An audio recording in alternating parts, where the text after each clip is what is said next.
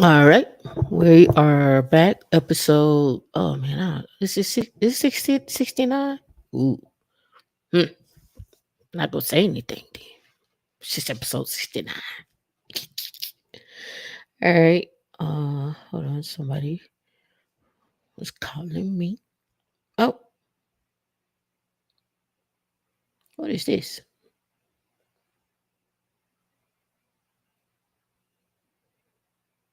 Mm, I don't know what that is.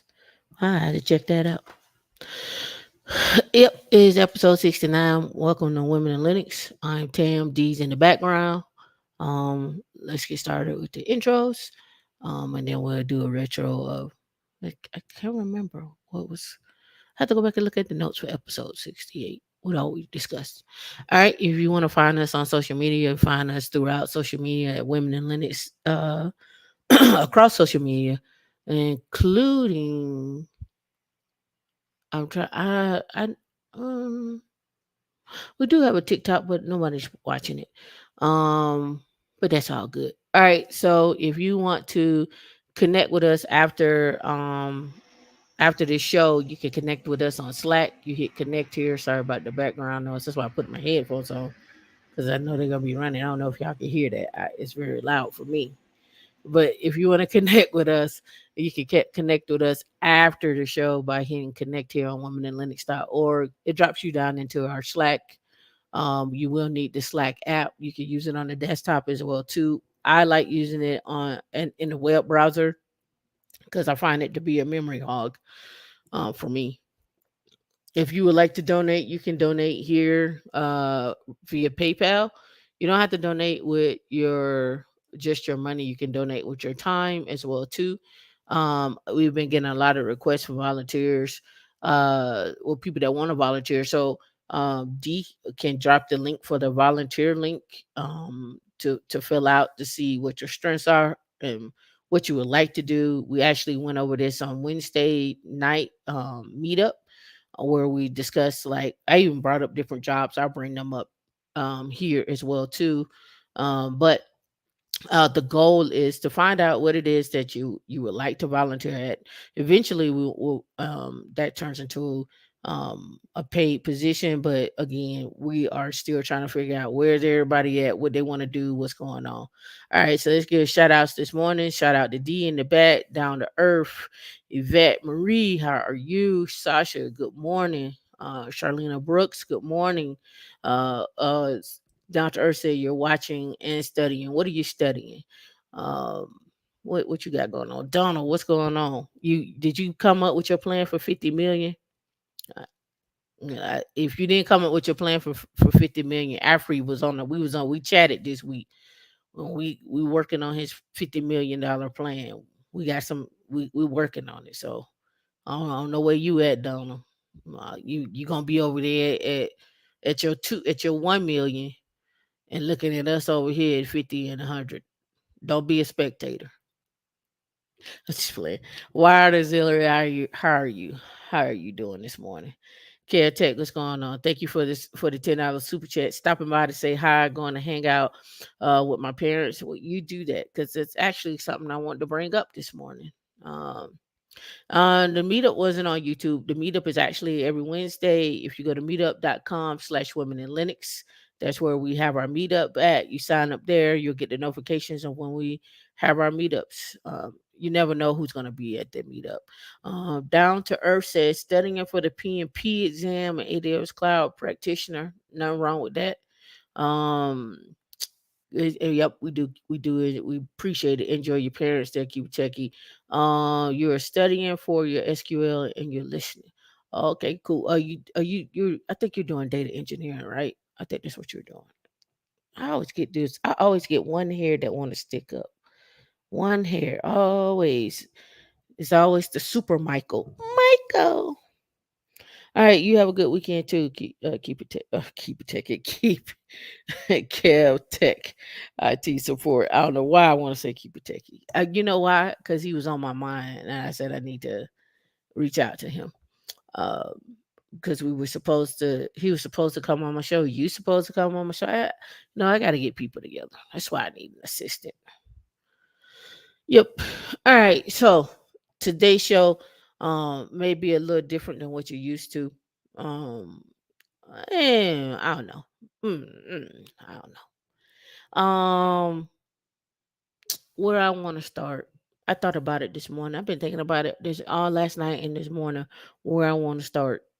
So I just thought I'll just I'll just start with this. Um and then we'll roll into why I started that way. So there's a few things. All right. So hmm, let me see. Let me get my link here and we'll start here.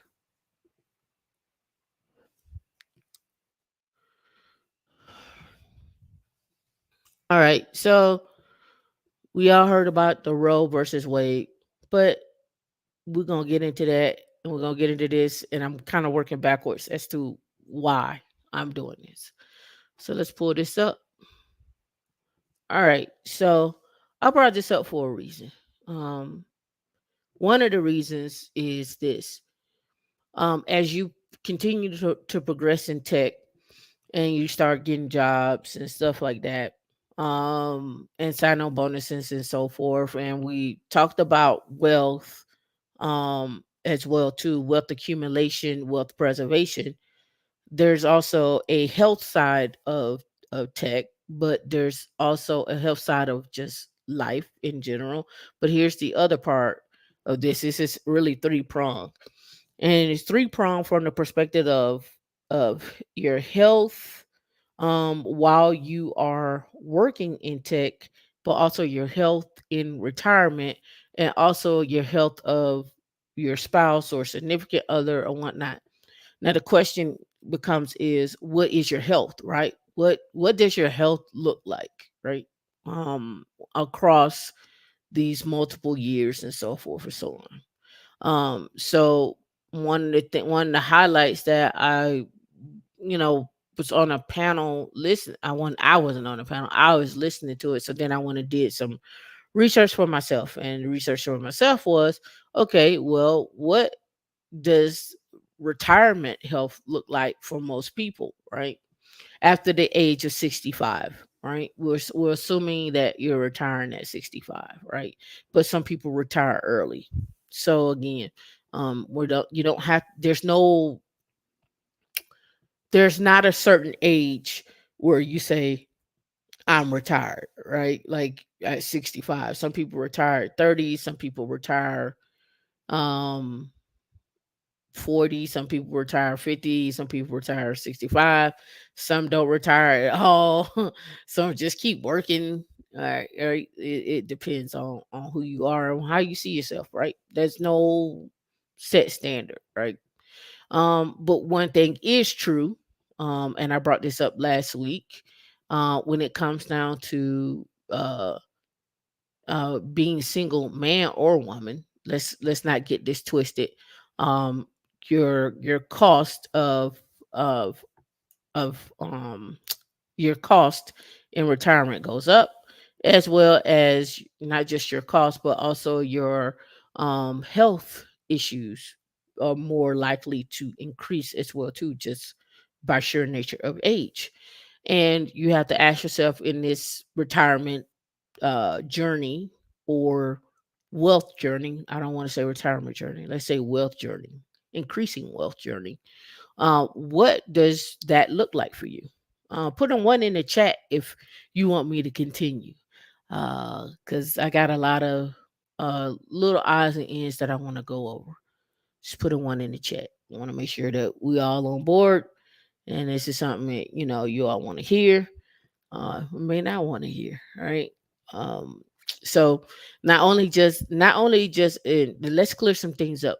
Number one killers in our community across the board is most definitely cancer, most definitely heart attacks and strokes, uh and uh and we have to be mindful of that, right? I know someone who is probably like weighs about 150 pounds, skinny, if that. I mean, that may be wet.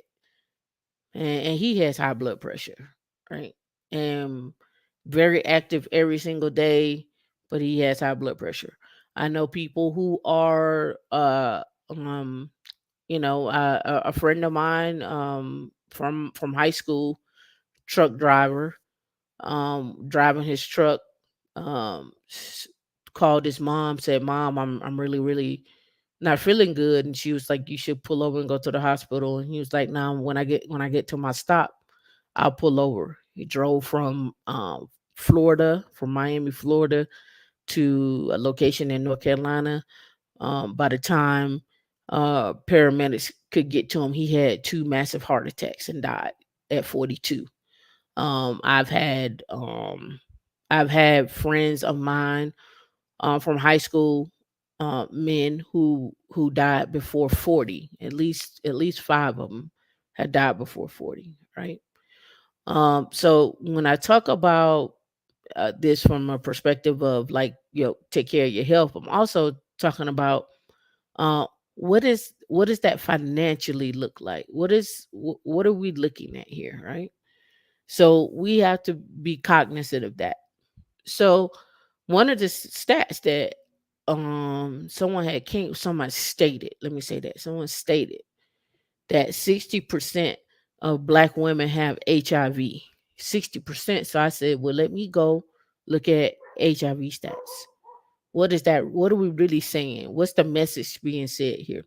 And the next question is, how are you contracting this? Where is this coming from? Because if you're saying 60% of the women got it, then what does that say for the men? And what does that say for the men that are involved in those lives, and the children as well too? And it just goes on and on. And then how do you live with this across the board, medical wise, right? Job wise, medical wise, and your into retirement. What does that look like? With having no low paying jobs where you're not able to afford the medicine. And then let's really be clear, it doesn't have to be just HIV. It could be high blood pressure, it could be a number of other things. It could, another another set of illnesses. It could be cancer, it could be a number of things. So when I'm looking at this, diabetes is another one. But when I'm looking at this, I'm looking at it as total total lens. So now the question becomes is, how do we include, um as we could continue to accumulate wealth, how do we include this in our wealth journey? What does that look like? Should we have a separate set of funds strictly for our health? Will you need a in-home nurse? Would you need to go to a nursing home? Will you need to have will you need to have someone living with you? Um, you know, let me say this. People are like, well, you need to be married. But what if you are both sick and you can't pick her up? She can't pick you up. You don't have the money, right? Or you have to go live with your relatives or your children or what have you. What does that look like? So we really have to, and on all these platforms that are consistently arguing, um I think the conversation needs to change to, okay, let's just understand this. There are some men and some women out there that are not going to get married. There are some men and some women out there that are not going to have children. There are some men and women that and not because they don't want to. Some women can't.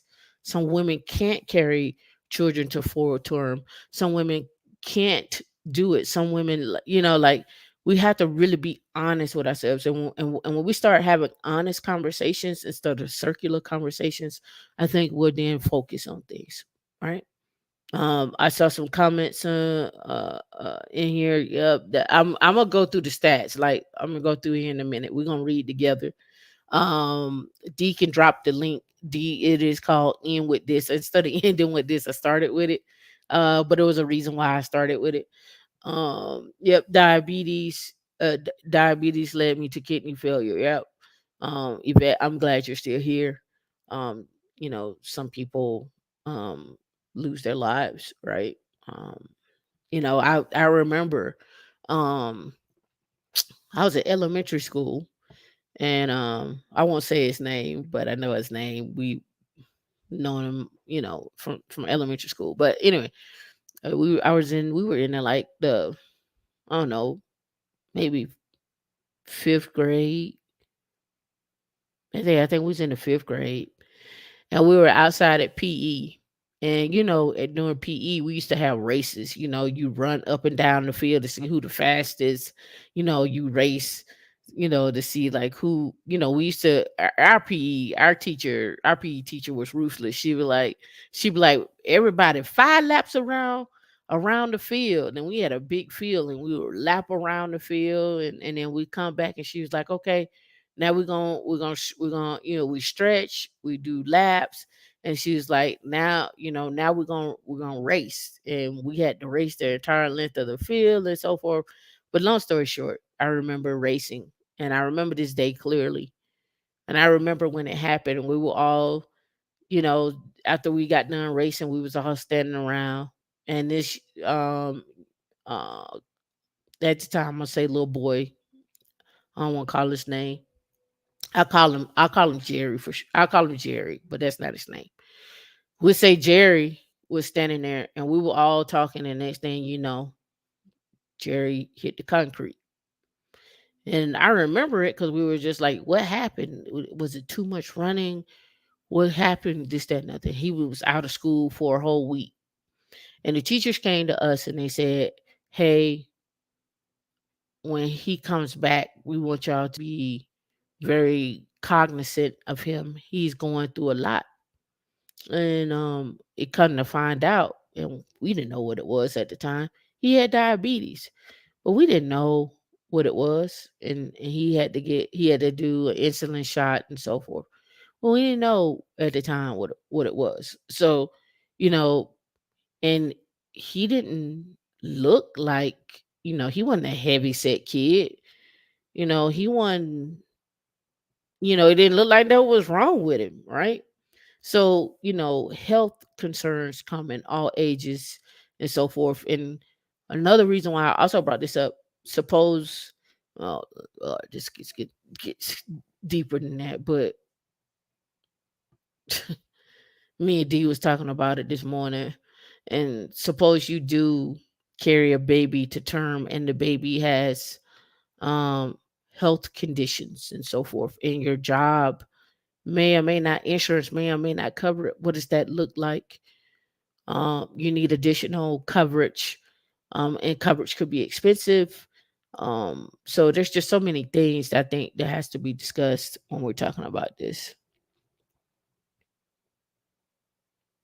You said, thanks, Brookline. It's a struggle, but I gotta fight. Yep, yep, yep. Good, good, good, good. Mine was before lunch. Mine was before lunch. Our PE was at like 9 o'clock in the morning. Like PE outside, 100 jumping jacks, 100 push-ups, running around the field 5 times, then come back. Everybody got to practice basketball. Everybody got to practice throwing the football. My Our PE teacher was rough. Oh, you want to play dodgeball? Oh, okay. Well, we're gonna double up. We're gonna have 3 people on this end and 3 people on the other end. You got to dodge 3 balls at one time. It was rough. CC Marie said, "Well, if I wasn't sure on celibacy before, definitely now you should be." Hey man, I'm not gonna say it how I usually say it between me and D, but keep your cootie cat to yourself. Keep your cooter cat to yourself. Uh, oh yeah, it's gonna be a whole new financial consideration, and that's why I'm bringing it up because you're gonna start in. It's gonna go 2 ways. You're gonna start see predatory insurance plans, you're also going to start seeing um a whole different dynamic in dating. You're going to start seeing this these rules before were 3 dates and you supposed to give it up. Well, you gonna be like 3 dates and what's your 401k, where your mama and them live at, have you had a HIV test, you need to go get one. We need this, we need that. Like, it's gonna change, and you think it's gonna get better. Oh no, it's gonna be way worse, way worse, way worse. Oh, so what? You already start seeing men now, women going on dates and they not paying for it. And I'm gonna say this: you gonna start seeing women saying, "Nope, we don't need to go on a date. We don't need, if you ain't trying to get married." You thought women were crazy for marriage now? Oh, okay, all right. You watch. And it's that's gonna be a sector of women that's gonna be like, I don't care nothing about that. I'm still gonna do what I do. And it's gonna be a sector of men that's gonna be out there and say still they're gonna do what they want to do. All right. You said I have about 4 months to menopause and I'm happier than motherfucker. Yeah. Carfax for dating is coming. Absolutely. Absolutely. Absolutely. You don't want, again, and here's the other thing. When I get tired of these conversations too. If you want to protect your assets, and this goes both to men and women, start doing estate planning, and that's why I talk about it. Start doing estate planning, right? Start doing estate planning. Start taking your assets, your wealth, and start creating estates. And again, I've been on different YouTube channels and stuff like that, and I've always said this, right? I've always said this. If you sit down with a man or a woman, whatever your preference is, right? Whatever your preference is. Yeah, no, it's the 69 show, and I'm talking about this, Sam.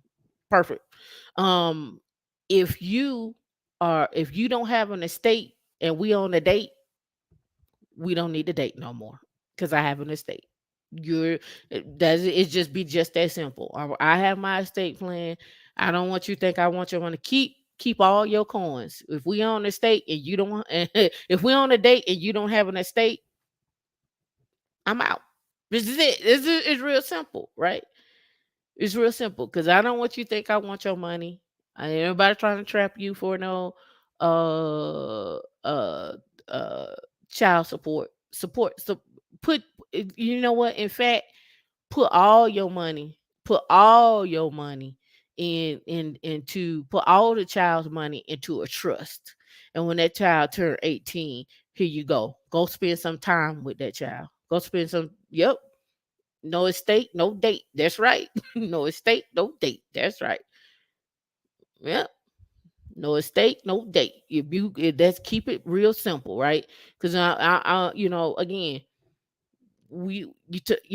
I'm not bringing you. If I'm sitting over here on 20 million and got my stuff in the state and we go out on a date, and then you looking at me and I'm looking at you, I always feel like somebody watching me like Martin Lawrence. No, sorry. That's just my thoughts. It's my thoughts. Uh D say there might be an agenda for forced marriages. It is. It's gonna be an agenda for forced marriages. Because you know why? This is what's gonna happen. Men with daughters are not gonna be like, take my daughter and let her run free. I'm like a bird. I wanna fly away. No, that's not gonna happen. It's not gonna happen.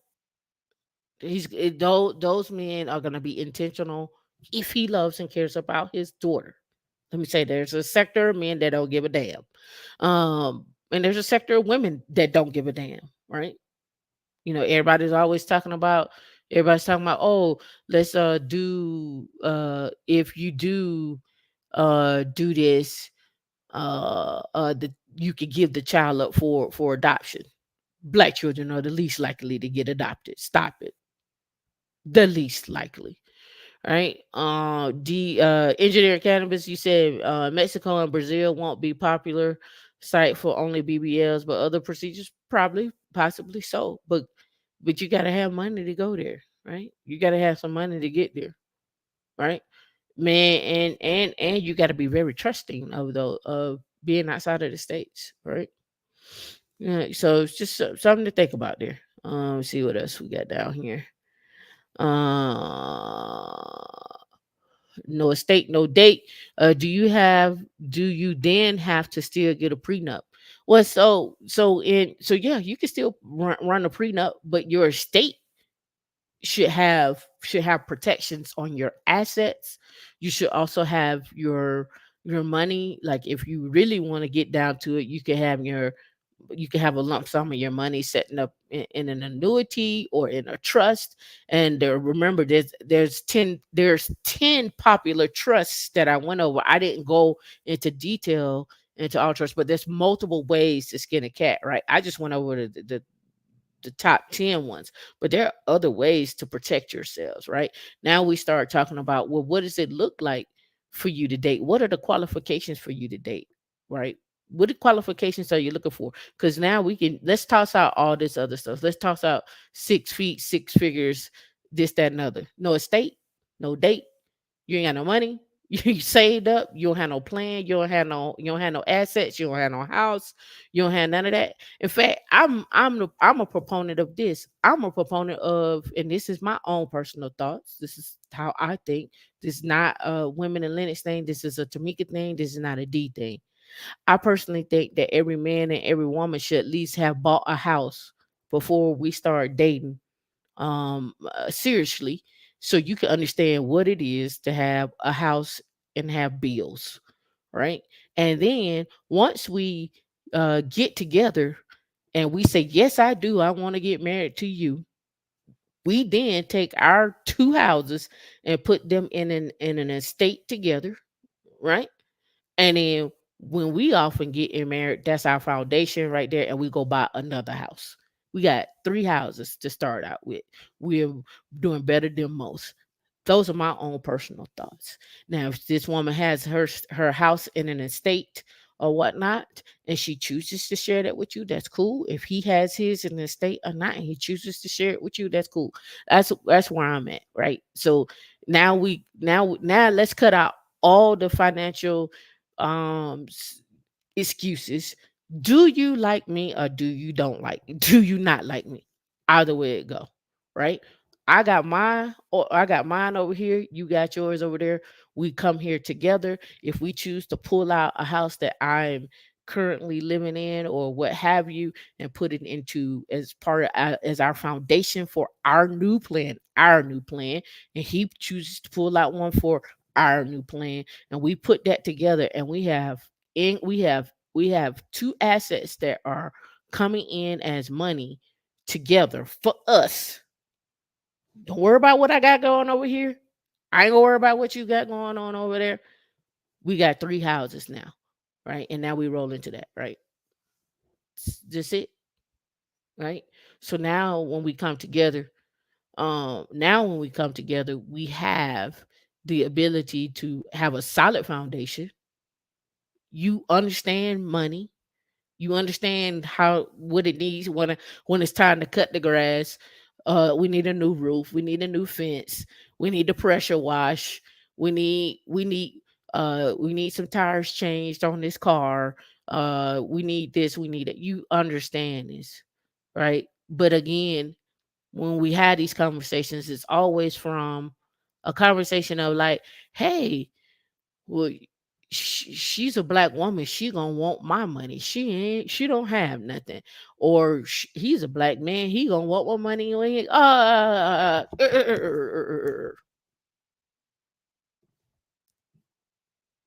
Here's my estate over here.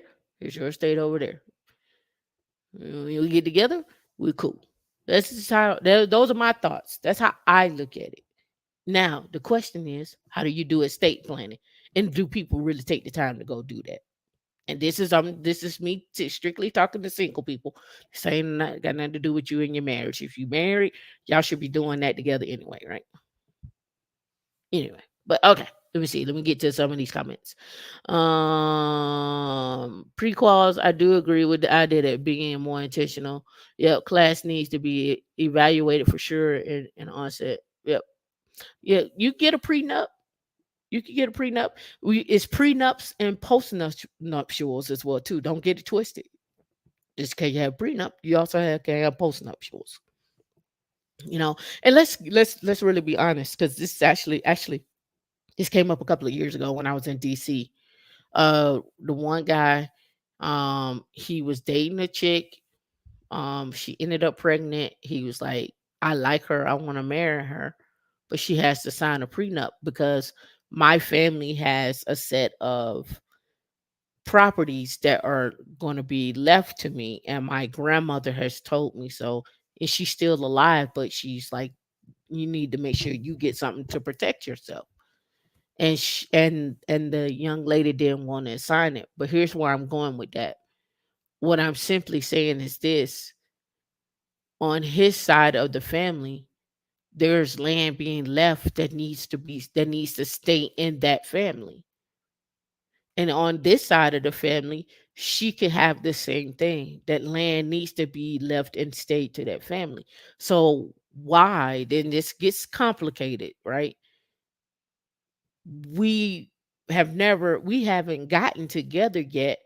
Why should the land that's being left to my family be transferred to my significant other or my spouse? Because I love them? Well, they family love them too. So why is that being transferred, right? Why is that being transferred? So you have to have those honest conversations with not just you but your family as well too. Right? Um, Men may consider vasectomies more because they can get them easier. Great.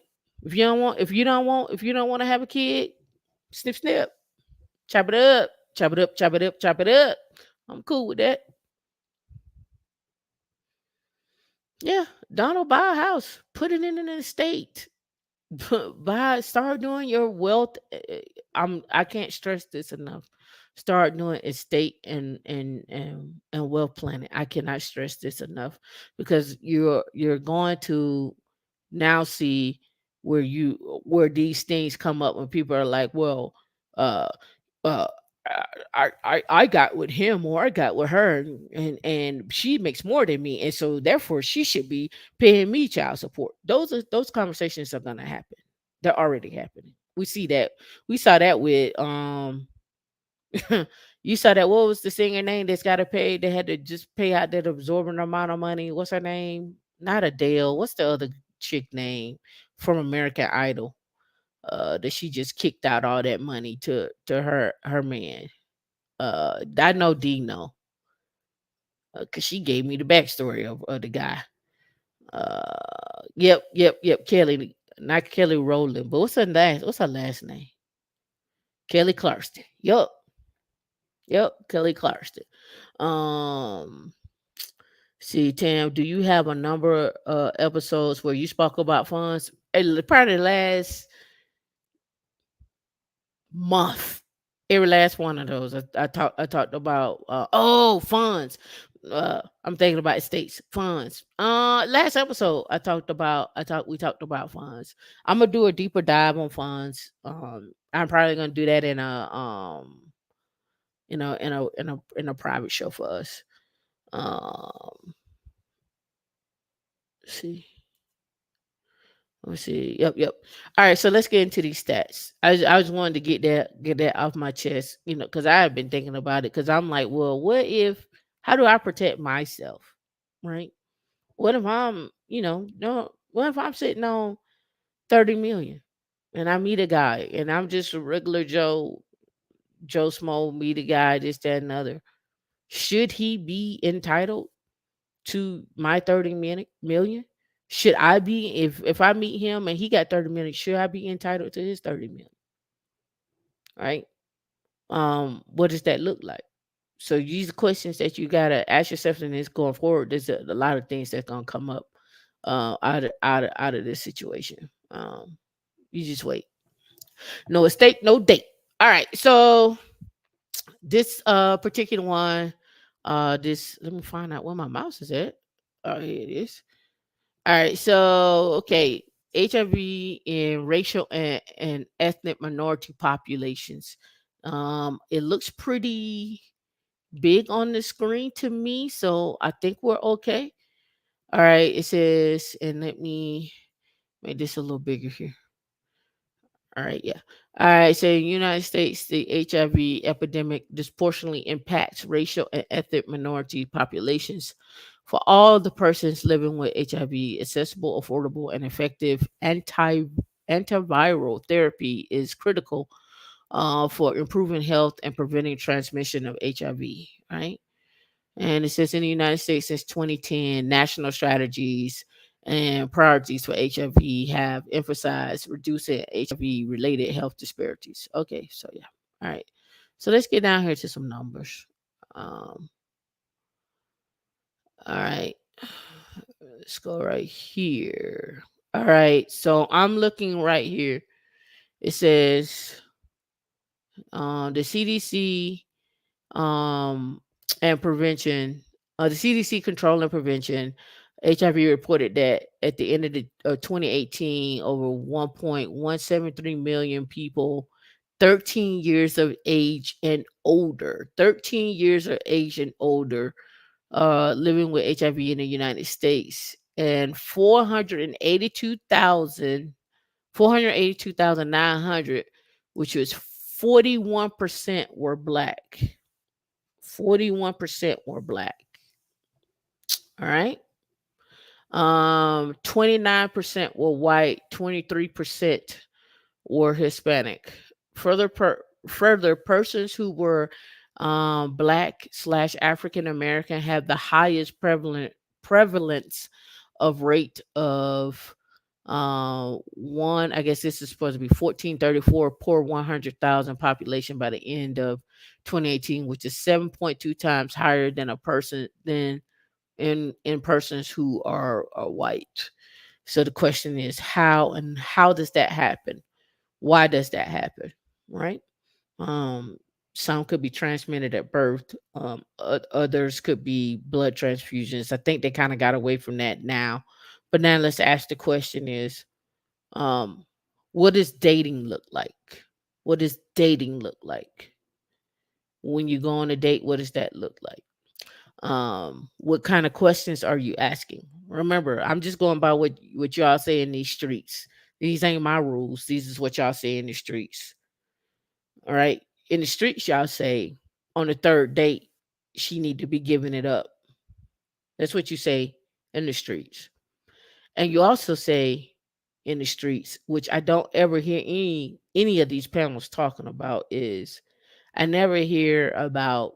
It's always people always say, "Oh, it's just assumed that you're practicing safe sex." But what I don't hear is I never hear any talks about male birth control.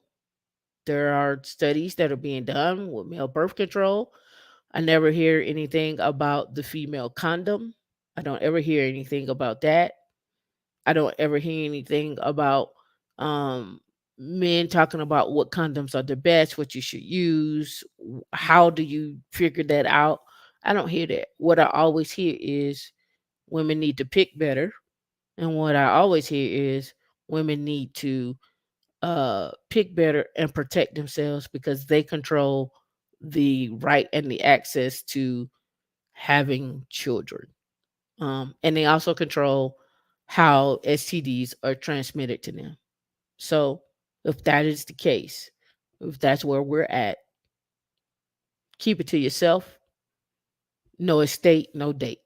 That's how I feel about it. That's how I feel about it. If we're gonna have that, if that's where we're at, and that's the mentality that we're gonna have, it protects you, it protects me, uh, and we don't have to have these conversations anymore. The conversations would now be centered around you getting to know me until we get there, right? And does that mean you save it for marriage? For some women, that might. For some men, it might. I don't know. I don't know, but you men, you tell me what you think your options are, and women, you tell me what you think your options are. Yeah, share those stacks with your daughters. Most definitely. Let's continue. All right. It says the number of persons newly infected with HIV in the United States during a given time, typically over 1 year, represents the HIV incidence. For the year 2018, the CDC reported that among the estimated 36,400 persons newly affected in the United States, 15,300 of them were, or 42%, were Black or African American, and they say they were African American women, and they say they were African American men. They said they were African American. So basically, you're saying, and it's probably increased every year, 15,300 on the average. We're gonna say, I'm sure that number increased from 2018 to now. That that you're catching HIV. So you're on a date and you don't even know if the person has it or not. You haven't asked the questions. Y'all haven't done the test or whatnot, right? And people are afraid to come out when they have any type of issues, whether it's cancer, HIV, or what have you, right? It's not something we talk about, right? But we're gonna get into some other stuff here in a minute. All right, and it says 10,300 were Hispanic, 9,000 were white, and the remaining 5% divided among Asian, American, Indian, Alaska Native, Alaska Native, Native Hawaiian, and other Pacific Islanders. The estimates for HIV rates, the new infections are per 100,000. Show that show that African American persons have have the highest rates, 8.7 times higher for white persons and 2 times higher for Hispanics. Projected lifetime risk of acquiring HIV, right? And this is a long article, and I'm not going to go down the rabbit hole in it too much longer.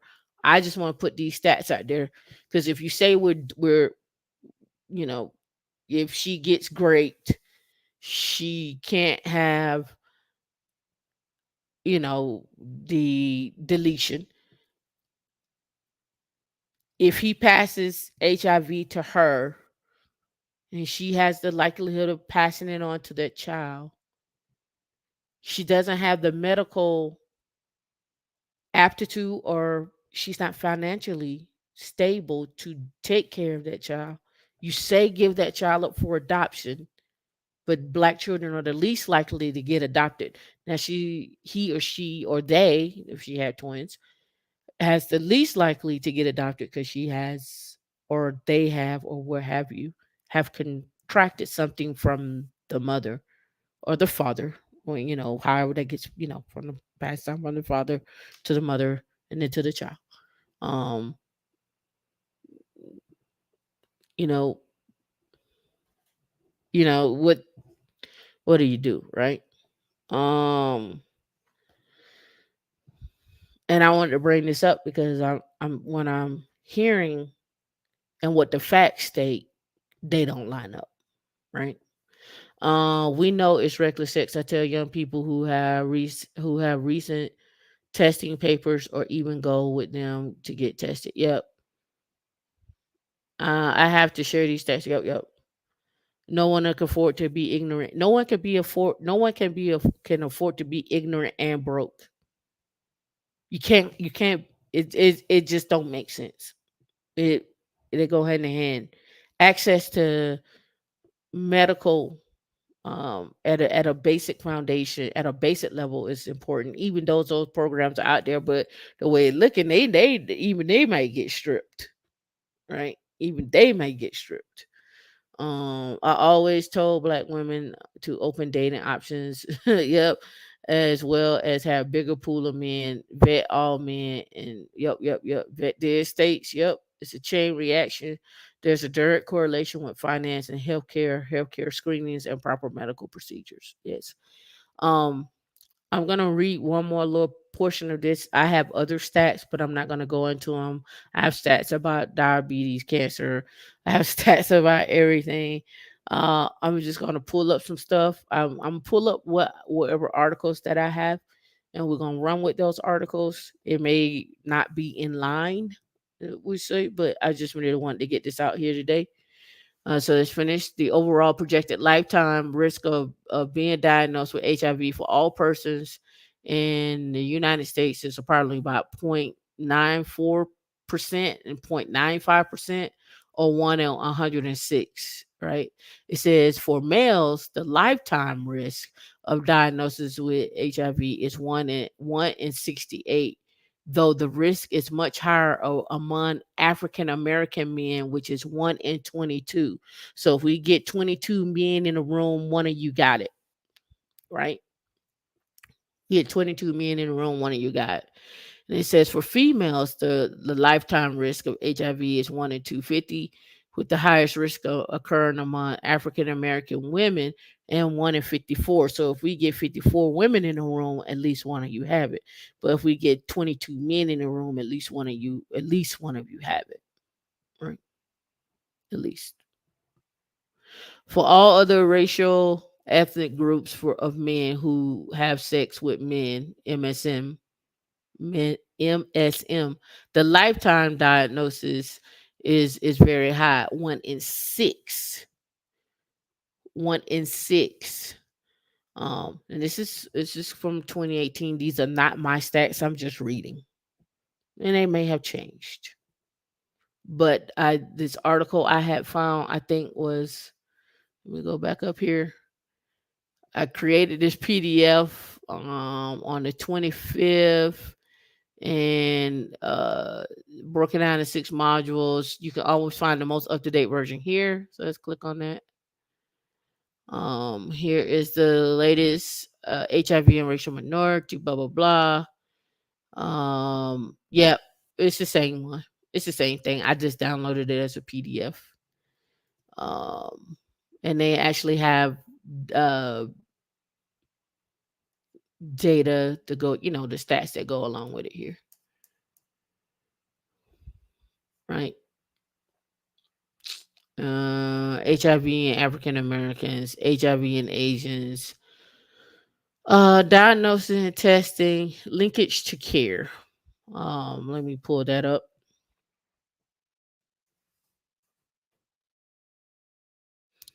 Um, National priorities have established a benchmark for successful linkage to care as the completion of visits with an HIV medical provider. So here's another thing: if you are um, considering life insurance, they are going to send someone out, especially when you start talking large numbers. I'm not talking about those term numbers. I'm not talking about that.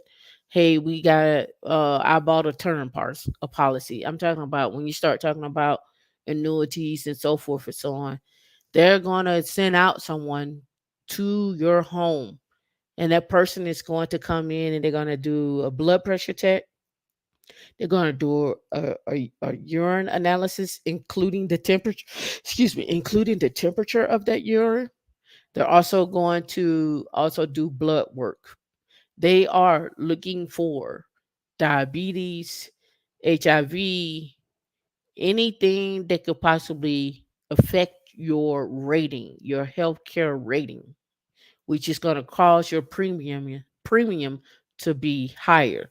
Some people, based on these things, based on the results of these tests, can't get um they can't get insurance. Some people can't get insurance. So consider yourself okay if you can get insurance, right? Consider yourself okay if you can get insurance. So what does that mean to me? What does that mean to you? Meaning, oh, they test for tobacco, they're testing for drugs. They have a whole list of things that you shouldn't do within 24 hours, but I really say don't do it in a week, because they're testing for it. Do you smoke? Do you have diabetes? Is there any type of medicine that you've been taking? Uh, you know, all these things. Okay. Yep. Yeah. So your healthcare rating is important. So when you're looking for, and this is going to sound out of scope, right? It's going to sound kind of odd. It may sound kind of mannish, but that's not the goal here. My thing is this: when you're looking for a mate, when you're looking to, I don't want to say reproduce because that may not be your thing. When you're looking for your significant other, you also need to be concerned about your own health and their health as well too, and be ready to have an open and conversation about it. And that's not just physical health, that's also mental. And just because a person is skinny doesn't mean they don't have diabetes. Just because a person is skinny don't mean they can't have any other ailments or have a stroke. That doesn't mean that. You can't really go based on that. You all have to really have a conversation about when the last time you've been to the doctor. Do you go to the doctor? Does this, do you know what runs in your family? Like, these questions you are gonna have to start asking, and I don't know why these conversations don't come up. Again, I get slack when I date, because I do ask these questions. I've gotten slack of that about that all the time. Well, so you go to the doctor, like, again, there's something in the talk we talk about this. There's something to be said if when you're looking at somebody's teeth and they got a ton of tartar on their teeth, right? It's something to be said about that. It's also something to be said about, how a person uh is okay with having a conversation with you. They may not be okay with having that conversation with you because they're like, well, why I had had that conversation with you? Well, you want to know what I got in my 401k? You want to know if I'm, if I do X, Y, and Z. So why can't I ask you about your health? Why is that not a conversation we can have? Right? Why we can't have that conversation? Some people hair be falling out and they don't know why. Some people have, you know, issues with just breathing or sleeping or what have you. These are conversations that you all can have. Just my thoughts. All right. Let me see. I'm just reading through here. Okay, it says, all right, the data from the HIV national surveillance systems for individuals newly diagnosed with HIV in 2017 showed a linkage to HIV medical care within a month of HIV diagnosis in more than 75% of the persons in all racial ethnic groups. The lowest rate was Black or African Americans at 75.8%. Right? It says when using the less stringent 3-month parameter for linkage to HIV medical care, all racial ethnic groups had linkage rates greater than 84%. Right. So engagement, and it's a 43-page article for you to go in here and read. D dropped the link already. You all can look this up, but minority stress theory. They're going to sexual networks and concurrency, incarceration, the historical trauma and theory and social victimization. They talk about the Tuskegee experiment there. The use of community partnerships, right? Summary of points and so forth. And then they gave their citations and where they got their resources and so forth. I thought this would be a good conversation to have, to open up with, because I'm going to transition now into my next topic, which is the same topic. Let me get out of here. Well, it's not the same topic, but along the same lines. But I wanted to bring this up.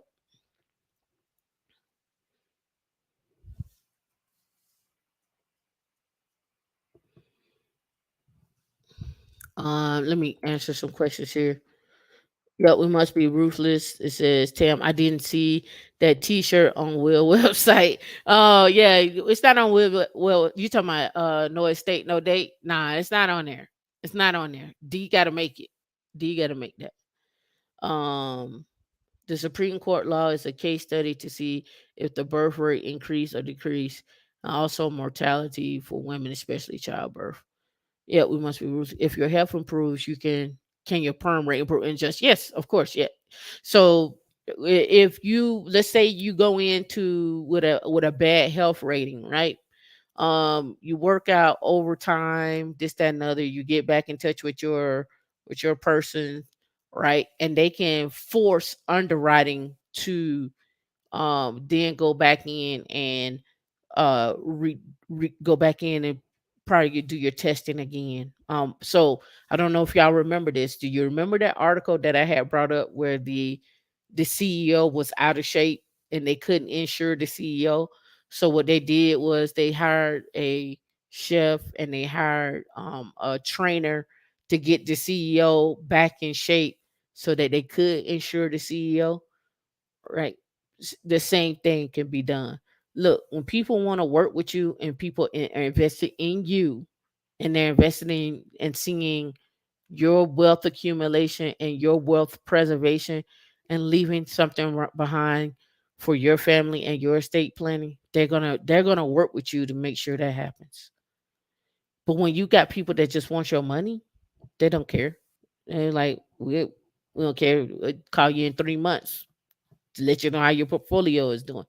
So as much as you're vetting people, from in dating, and vetting people for life insurance, and vetting people for who you want to work with in terms of a job, there is it's always a give and take in that, right? It's always something. So your wellness is part of your wealth as well too. Wealth is health, right? I wish a cooking trainer was part of my health insurance. It can be. It can be. It can be. Yeah, it can be. And we're gonna get into that. This is why I wanted to have this conversation, but I wanted to let you know what the facts are stating out there. What is the Roe versus Wade could look like? What? How is this dynamic change in the future? They say black women are the number one women that are doing the deletions. But I always ask the questions: is how did they get pregnant, right? If she's deleting, how did she how did she get pregnant, right? And if we want to add into that the stats that we just showed, right? 1 in 22 and 1 in 54. So I get 22 men in a room, one of you got it. If I get 54 women in a room, one of you have it. So what does that mean? If we're in the club and there's 300 people in the club, right? And we seen the stories. We saw the story with the white guy that was purposely infecting black women. We saw that story, right? I don't know if y'all all saw that. I think he had infected over, I don't know, over 600 women.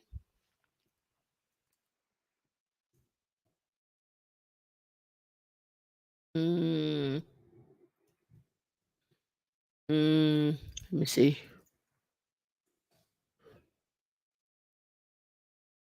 62. That's 97. That's 1997. And you've seen the videos with women say, "Yeah, I purposely did that." Yep, you saw that article. Okay. Yep. All right. All right. So, the neighborhood finance guy, came out with this article: "Black Men, the Death and the Rebirth of the Financial Role Model." Um, so I wanted to do this because I have conversations with men. Um, and when we're talking about it, let's get this clear. Um, Not every man has a financial idea, or what finances mean, and not every woman does either. But in these cases, if we're looking for the man to have this idea, there has to be an honest conversation that sometimes they don't.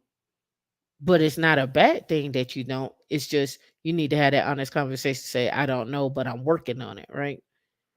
Mm, and it's funny because I was listening to someone talk about it was Dave Ramsey. It was on Dave Ramsey show, and the guy wrote in and he said, "Hey Dave Ramsey, I have screwed over our finances, but I have not told my wife, but she's starting to get suspicious that I have screwed over our finances." And he said, "I've screwed them over so bad, I don't think we can recover. But I want to be honest with her, but I'm too scared to be honest with her." And he also stated that I think she's found out, but I don't know how to tell her. So I'm gonna give it to you from someone who's been in that situation. The honesty is a problem, right? It's a problem of, it's not even an ego thing. I don't think. Could be. But when you're not honest with your own self that you don't know what you're doing, to the point where you are affecting the household, you're affecting your long-term strategy of wealth accumulation. You're also affecting the short-term goal where you all can't even be happy with each other because you, as the man, your mind is over here somewhere. You're concerned about everything over there because you're like, if she only knew, then she probably wouldn't be sitting next to me right now. Well, here's the flip side of that conversation that you're having with yourself. I can't help you if I don't know, and I can't protect us if I don't know. And I can't make sure that we get to our goal if I don't know. And by the time you tell me, it's too late. So instead of it being a $500 problem, it's now a $5,000 problem. So what I'm simply saying to men and women is, be honest with yourself about what your finances are, what you can do, and what you can afford, right? And that goes on both sides. When we're looking at that, be honest about what your goal is. If your goal is to get to $1 million within the next 6 months, whether it's a woman or a man, be honest about yourself of how you're going to plan that out. Be honest with yourself how that how that man, you have to be honest with yourself how you going to plan that out. And it may not necessarily have to be, and this is again, I'm talking to single people, it may not necessarily have to be that she's on your plan. Right, it may be you just need to do that by yourself, and it may be that she need to do that by herself. And if you want her on that plan, you have to remember, and this often happens a lot, and I think I think this where things gets convoluted. She had a life before she met you, right?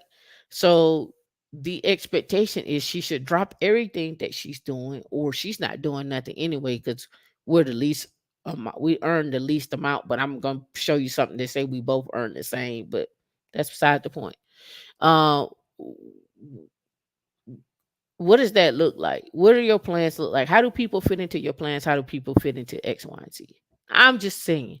I have a lot of thoughts about this. I've been thinking about it a whole lot. I know D tired of hearing my thoughts about it, but again, I think about it on a level where how do you take, how does, like, for me, let's look at, let me use myself as an example. If my goal is to have 10 million in my retirement, how does a man fit into that goal, right? How does he fit into that goal? And if a man's goal is for him to have 10 million in retirement, say he's single right now, Let's say he's gotten up to 5 million and he wants to have 10 million retire. How does she fit into his plan? Right? Does she fit into his plan? Does she have new ideas? Does he have new ideas? What does that look like? And I think this is where communication becomes very important. It also becomes very important about um how each other are looking at things. When it gets down to your estate planning and insurance and how you see yourself with each other, because some people get together and have and never have kids. All right, and people always saying legacy. Well, there are plenty of people who left this earth and did not have any children and never got married and had left a legacy. So just a FYI. All right, so black men, the death and the rebirth. Only 17%, and this is of April 17th of 2021. And the article states that only 17% of black men have a bachelor's degree. We have to change that drastically. African American males ages between 16 to 17, 16 to 64 have a lower participation rate in the labor force, 67% compared to all males at 80%. The family planning industry is about to explode. Yep. All right, so there, I can't see right there. That little thing is in the way, so I have to bring that back down a little bit there so I can see. Sorry. Let me see if I could. I can't slide over, so I'll have to go back and forth. It has gotten so bad that 20% of the work eligible black men did not work for all of 2016. The usual reaction to this is not me. I'm not here for the emotional vanity, so please check. Let me see. So please check your unfettered femininity at home. And let me run this back up about who wrote this article. Let me see. I don't have it at the top. Let me scroll down. Hold on. So let's see if it's by a man. I want to double verify. So you don't say it's by Lawrence Gonzalez. Lawrence Gonzalez wrote this. So a man wrote this. So let me scroll back up. Let's get back to it. All right. Let's get back to it. Um, I hear I'm not here for your emotional vanity, so check your unfettered femininity at home. It might be you. This is the reality for a lot of people that you don't run into or communicate with on your normal work to home commute. The people we actively avoid on our road to success. The people we forgot along the way. Too many black boys are in structural unemployment pipeline. I say that again. Too many black boys are in the structural unemployment pipeline. All right. What's going on, Randy? All right. And here's a table of contents on this one. It breaks down the underpaid, unprepared, and underemployment. The odds are too great not to diversify our approach and broaden our definition of success. Here's the list of financial stats associated with being black in America in 2019. Hyper black spending, black exceptionalism and debt, black indebtedness and little to show for it, over reliance on the government to better black wealth, the critical state of black men and access, right? I wanted to bring this up because often we're always talking about what the women are doing. Let's talk about what the men are doing. And then we're going to talk about the health, which we did. Well, I'm going to talk about some health issues as well, too. And we're going to bring it on home to what can you do right now, right?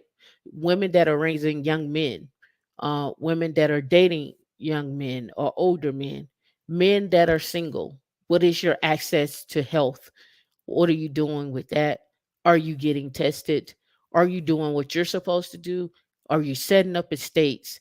If you get older and you're 65 and you have a lifelong history of high blood pressure or diabetes or cancer or uh you know that mental health runs in your family, what type of funding are you setting up for yourself in retirement? Again, don't put the burden on your whole family. You have the ability to change this now. You have the ability to set aside money just for that right now. Don't, and this is how I'm looking at it. Don't let your estate planning be just about your assets, but let it be about your health and your as well. But also, I think you should put aside a little pot of money that is just for your health. Just in case. Like you got a pot of money over here. Like again, we talk about this on in all these different shows, and everybody is like, you should have one pot for your family. I'm like, you should have pots. We need to have pots, so we know what's going on. Like we have a medical pot for the family. We have pots for different things. Like that's just my thoughts, right? These are only Tamika thoughts. Don't take this effort as financial advice. These are just my thoughts, all right? So let's get into it.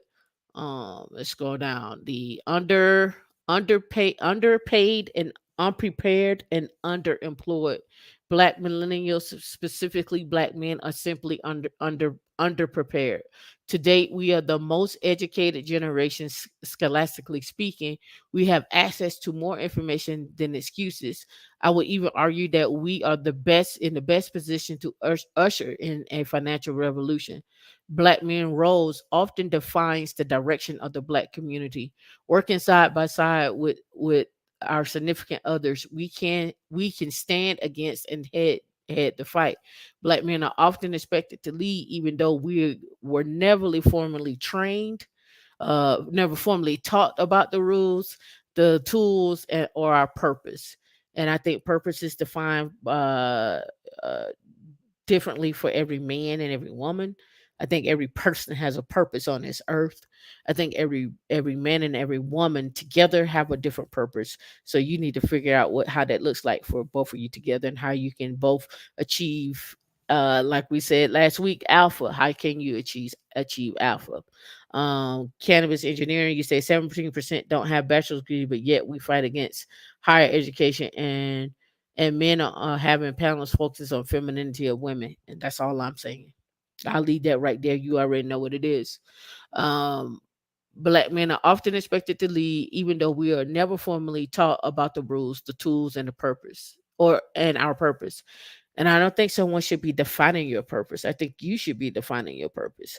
What do I look like defining your purpose for you? You know you better than me. I may can help tease out some details and help you formulate that purpose, possibly, maybe, but I should not be defining your purpose for you.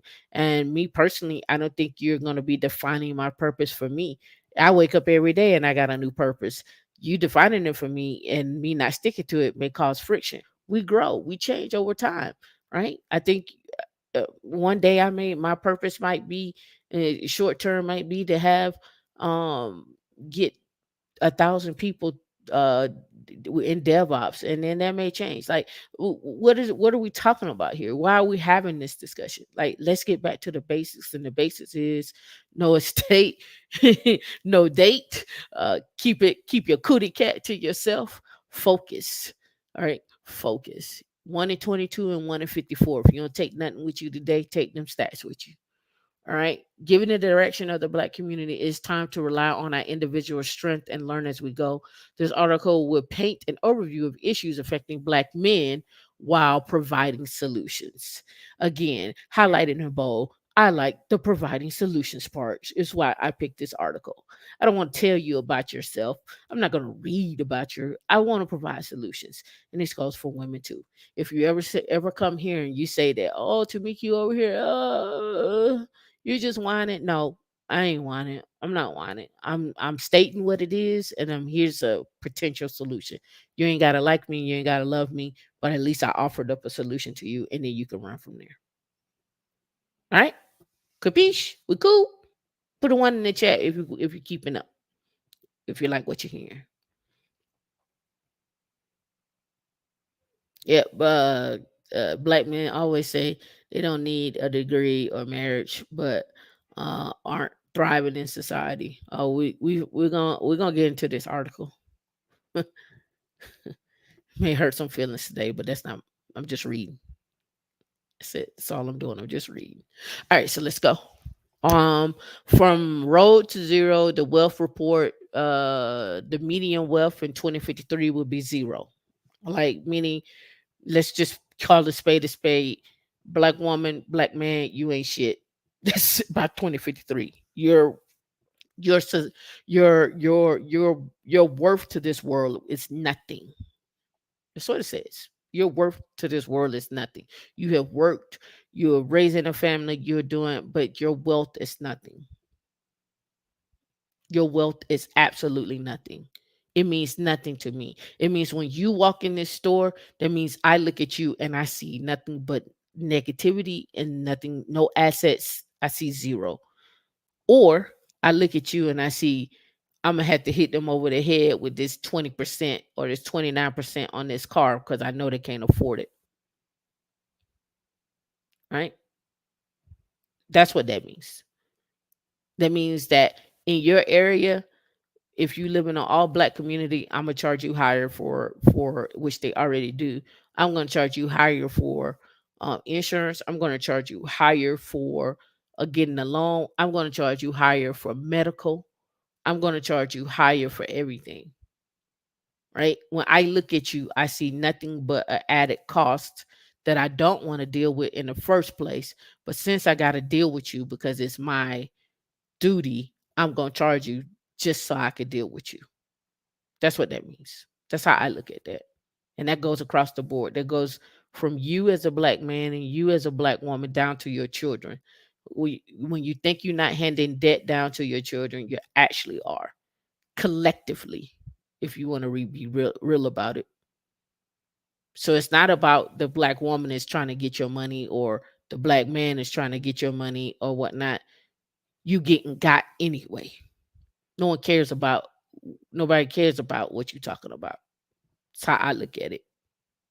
And if that's not a state of urgency to you, if that's not a state of urgency to your well-being of your family, and then when I say family, it's not about you having children. I'm talking about your nieces, your nephews, your cousins, and all of them.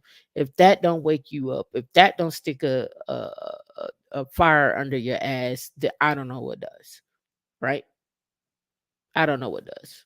The misdiagnosis of black women when it comes to their health, the misdiagnosis of black men when it comes to their health. Did y'all see the and I don't know, I don't think this couple was black, but we just talking about misdiagnosis. Did you see that where the doctor gave the 4-year old a vasectomy? Did y'all see that where the doctor gave the 4-year old a vasectomy? Like, let's really be real about it, right? Let's talk about the misdiagnosis of African Americans across the board, from children all the way up to uh, the mother and the father. Right? Yeah. The doctor gave a 4-year old a vasectomy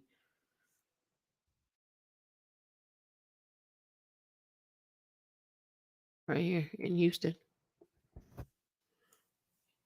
June 13th.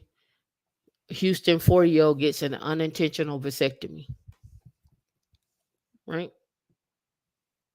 And these are just things I'm talking about, just misdiagnosis. All right. So how do you so now let's really look at this, right? Now the family has to pay for this medical procedure, right? Because the insurance company is just like, well, the work was done. So now you got a 4-year old that's affected, right? They underwent this surgery, right? So now what? All right, a Texas family. You see, I was looking at Rolexes. A Texas family is suing Houston hospital that and doctor after the family's 4-year old received an unintended vasectomy during surgery. According to Randy Soros, an attorney in Houston, the 4-year old had a surgery to treat a hernia in the groin area. At some point during the surgery, Soros says the 4-year old had an unintended vasectomy. I don't know how you do that. I don't know how you do that. So now the question is, what was in the medical reports, what was going on, who was doing it, what's so forth and so on. Now here's the next question is, how do you reverse that for a 4-year old? Who's gonna pay for that? How long is that gonna take? What does the family have? Who's gonna pay for that, right? Who's gonna take care of that family? How tragic is that for a 4-year old, right? So there's a lot of things emotionally that go on there, right? Can they reverse that? I don't know. I guess they can, right? But this happens. I don't know if you saw the article where the lady had been going to the doctor, black woman. She had been going to the doctor, and they kept saying something was going on with her. She's like she didn't know for years, was it her sinuses or something like that. And one day was in the shower, and like this clear liquid had came out of her nose, this, that, and other. And she had been going to the doctor for years saying like she didn't know they didn't say they didn't know what was wrong with her, this, that, and other, blah, blah, blah, blah, blah. And kind of find out she had leakage of the brain, and she had them into different surgeries and stuff like that. But they brushed off her pain. They kept brushing her off and brushing off, but kind of find out she had her brain was leaking. Let me see if I can find that for you. And they kept misdiagnosing her and everything.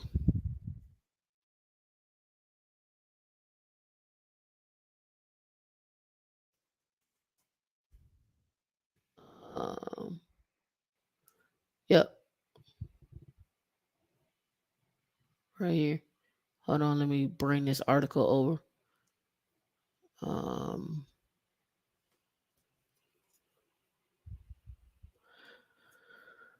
as a black woman, I had to beg doctors to take me seriously when my brain was leaking. Studies have confirmed that doctors often either don't hear black women or see their pain. Black women are three or four more times more likely to die from pregnancy related complications than white. Black women are less likely to develop breast cancer, but 40% more likely to die from it than white women. Black women are underrepresented in clinical trials that require consent and overrepresented in studies that do not. Black women simply are not receiving the same quality of health care that white counterparts are. And I have articles about this for black men as well too, which is why I'm talking about it today. Is now you need to start thinking about in your estate planning actually putting away money in retirement for your medical, because you're gonna get misdiagnosed. It's a fact. People are not looking out for you. It's also a fact that 9 times out of 10, the man is gonna die before you. It's a fact that you're gonna have to understand how money works. So do it now. Get to talking about this now. Don't wait. If you're on a date, no, it ain't got no estate. Like if you got no estate, it just don't make sense to me. And if she don't have one and she don't know about it either, it don't make sense to me at this point. It just don't make no sense. All right. It says, I lived in this body for 27 years. I know when something is wrong. I had heard horror stories about black women feeling unheard, unseen, misunderstood, and misdiagnosed. I read the article after article about black women being ignored in health. I watched the documentary on Williams. The C-19 brings the world to a stop while demands to end police brutality and anti-black racism and lynchings echo throughout our country. But the world, we must also reflect on the where these epidemics collide. How is it that no matter the social class, wealth, or access to healthcare, black mothers in the U.S. are more likely to die 3 to 4 times rates than white mothers? How are black people more likely to die from C-19? There's so many stereotypes and assumptions and so forth, right? But yeah, this is a quote, but there is there is a interview with her. I think it was her and Tamara Hall, and she's been on several outlets being very vocal about this, about her brain was leaking, and no one listened to her. She just she's it came out in 2010 right here as a black woman. I beg doctors this, that, and other, right? So it came out in the LA Times, Amira Lawali, right? And she goes on, and here it is right here. Here's the camera hall. I'll pull it up right now so y'all can hear. Oh, hold on. Let me take my headphones off so y'all can hear that.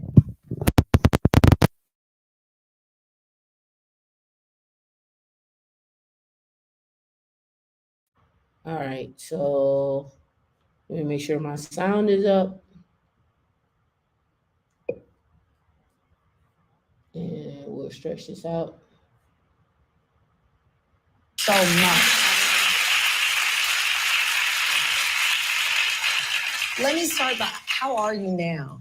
I am great now, and I'm like revisiting. Like I feel like I hid this away for years, so that was like very emotional for me. But I'm great now. My 2-year checkup is in July, and I'm doing well. So very excited. You know, your story and the reason why you're here and discussing it and the reason why you wrote about it is not to make people afraid, right? This is not about making women feel afraid. This is about empowering women so that you don't linger and suffer and that you feel empowered to keep pushing for answers about our health. Mm-hmm. You talk about, and it just, I knew that something was wrong. It was easy to see. I just couldn't understand why my doctor couldn't see it.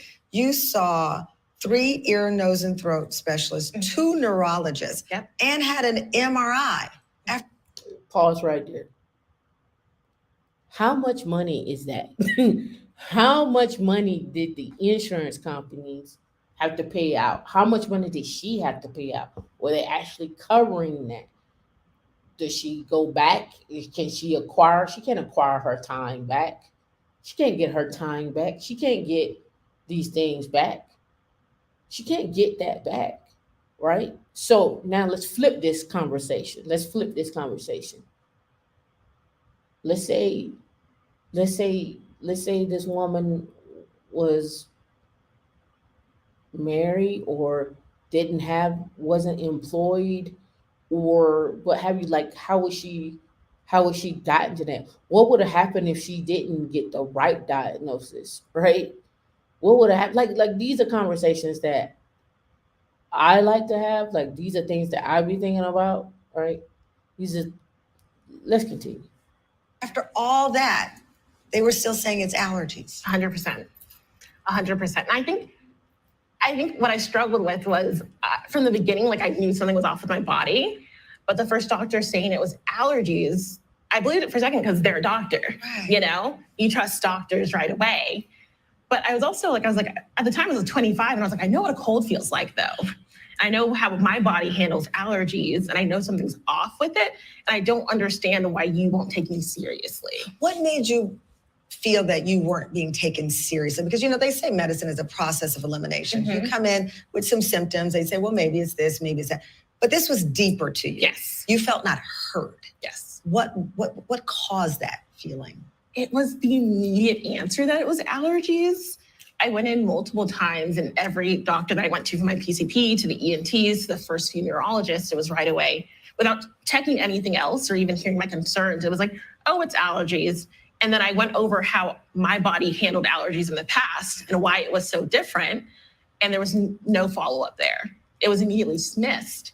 So when the turning point for me was when the fluid started to leak, because I was like, that's not mucus. I was like, I'm grown. Like, that's not mucus. Right. It felt like contact solution, like cold contact solution. And I thought it was so weird that it was only coming out of one side of my nose. Right. And still allergies. And I was like, something's wrong here. When you found the article with the person having the...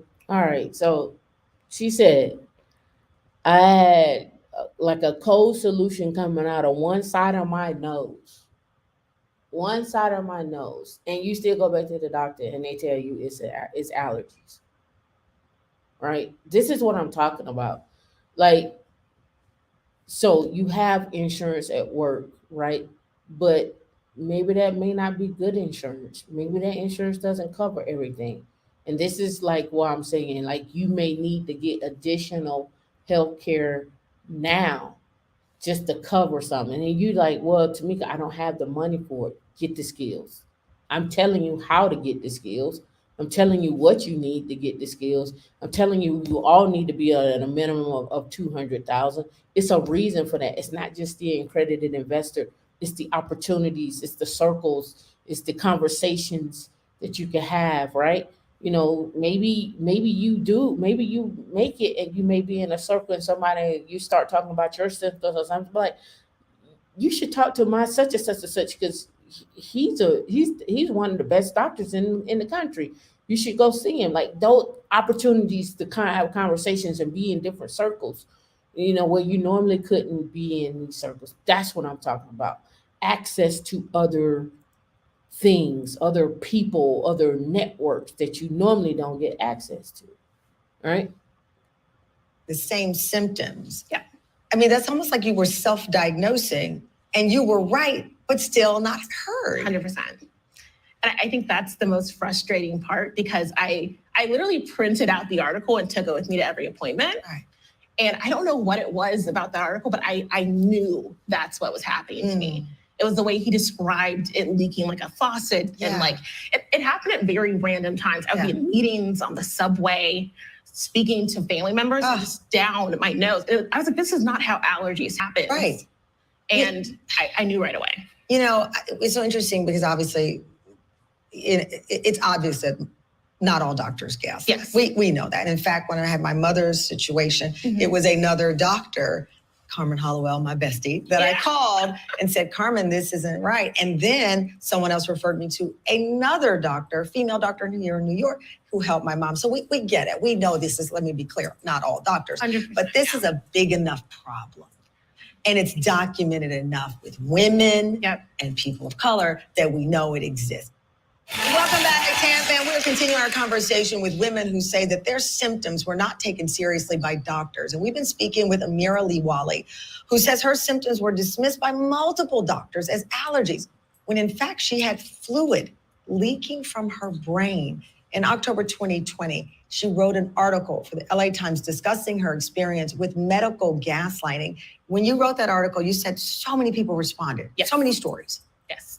As soon as it hit, as soon as it was released, dozens of DMs, people found my emails, people found my Facebook, my LinkedIn's, different ways to contact me because they were either going through something similar or needed resources to figure out what else was happening. Were you surprised by the response? I was surprised by how many people had the exact same thing. I was surprised by how many people needed the next step, which is finding the proper neurosurgeon and neurologist. And for me, like I knew the steps finally, and I knew what tests you needed so that they couldn't doubt you anymore. So it was the best way, like tons of DMs, but I was very happy because that's the point. That's the only reason why I wrote it.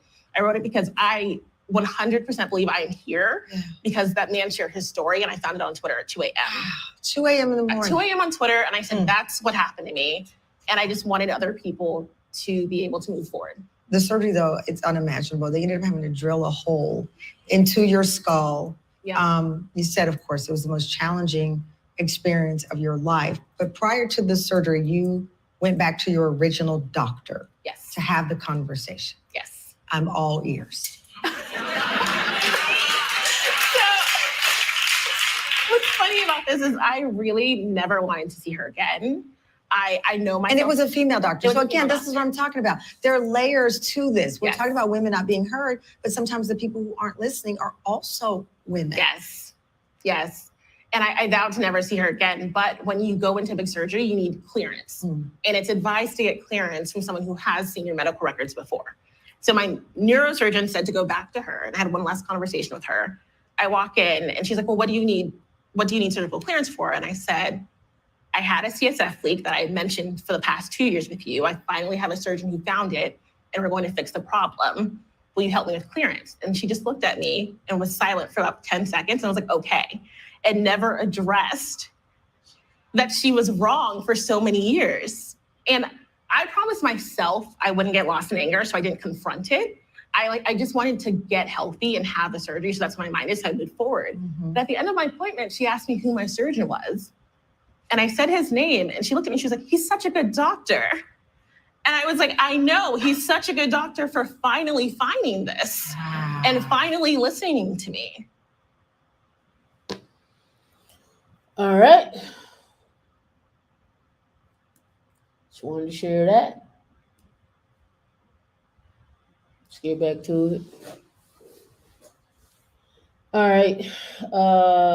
Families are banking on sports as the great equalizer, but here's some facts.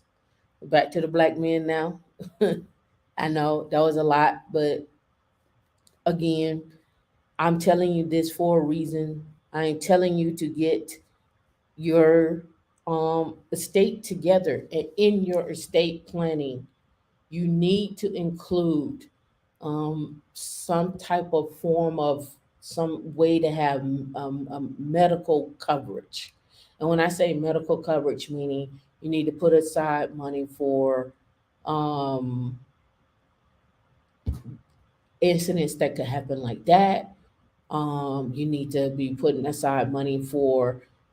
We saw the 4-year-old that accidentally got a vasectomy, right? You don't know what you don't know. And I'd rather for you to have protection now and have the ability to have that coverage. I don't care if you're married. I don't care if you're a single woman. I don't care if you're a single man. I don't care if you're in a partnership. I don't care. Put money aside for protection outside of your job, and put that inside your estate as you're doing estate planning for the future. Right? That's what I want. That's what I want. That's what I'm pushing. I don't think I need to go. I mean, I got story after story. Randy, you're welcome. You're welcome. I got story after story that I can pull up. I can pull up.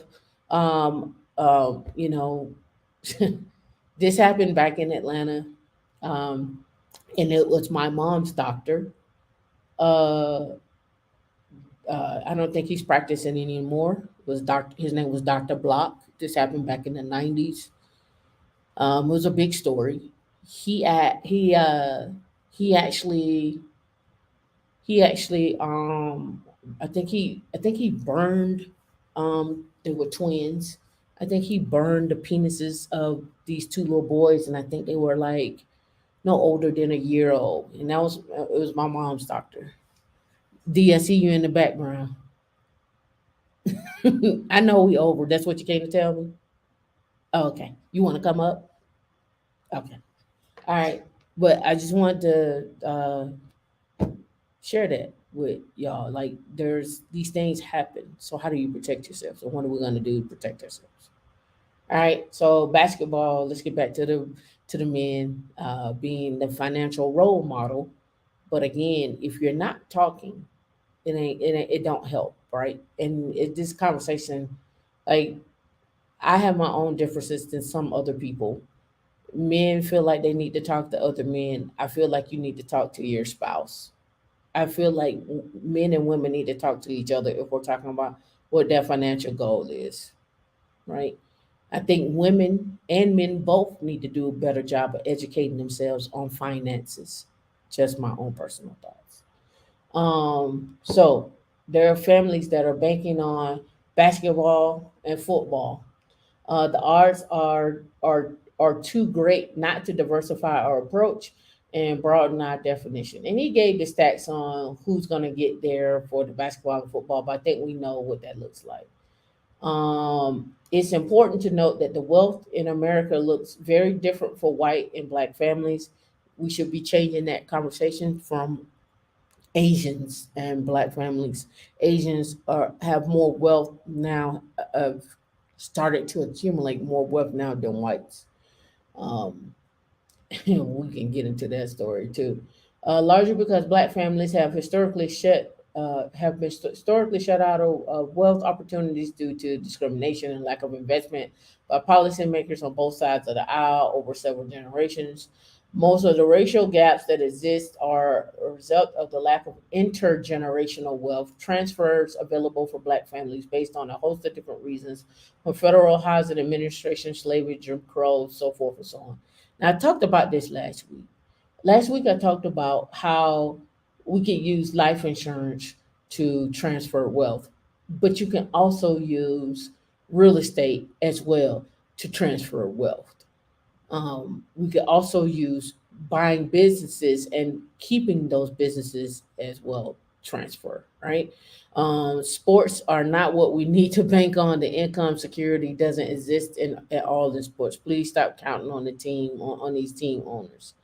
Our we have our Linux meetup every Wednesday. Join meetup.com/woman in Linux. All right, so here's a list of financial stats, and this was from 2019. This is an article that I found, but we know these numbers have changed since 2020. But here's, I don't think they changed a whole lot. So let's go. All right, so while African Americans account for 14% of the population, is now 17%. We I think it's 15.2. Some say 15.2, some 17 say 17. We bolster over 1.2 trillion in spending power.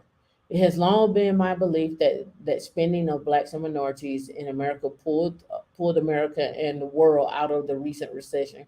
We're likely the only group prioritizing spending over savings and investments. When the investment tides raised, all ships were not on board. I'll say this: I've been talking to people, and I see you out there. A lot of people have started to have conversations with their significant others, or with themselves, or with their family, on wealth accumulation and estate planning. I appreciate you for listening. I am not doing this for my just my health. I am doing it just to give you information and have these conversations. But the final destination is execution.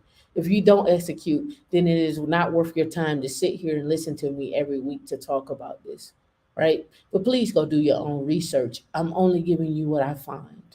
And I really appreciate you actually executing and having the hard conversations with your family, even when they don't want to listen. You know, most of the time, what I find in the Black community, we're very reactive. People have already been doing it, and then we catch on, right? On the wealth side. Now, on the dancing side, that's just something different. But when you start going to take these tests, let me tell you something. When I'm on the phone with wealth managers and I'm talking to them, they don't believe me. They don't believe me, right? The conversation often goes like, "What can I do you for?" Well, excuse the language. Motherfucker, I called you because you a wealth manager. That's what you can do for me. That's what I called you for, right? I want to have the wealth talk, right? But it's also something to be said where there's no belief that you're actually calling for that. There's no belief that you would have that kind of money to put and invest in. There's no belief in the fact that you want to do that. So that conversation actually happens. And so when that conversation happens and when they start talking, I'm questioning what are good are you? If you're already questioning if I even have it, I'm questioning have you ever done it? So one of the my ultimate questions is have you ever gotten somebody to 10 million? Have you ever done that? Do you work with people who have a high net worth of 10 million? Do you work with people that have a high net worth of 100 million? Oh, you don't, so you ain't never done that before. Oh, you so okay, so that sound like to me that you can't help me.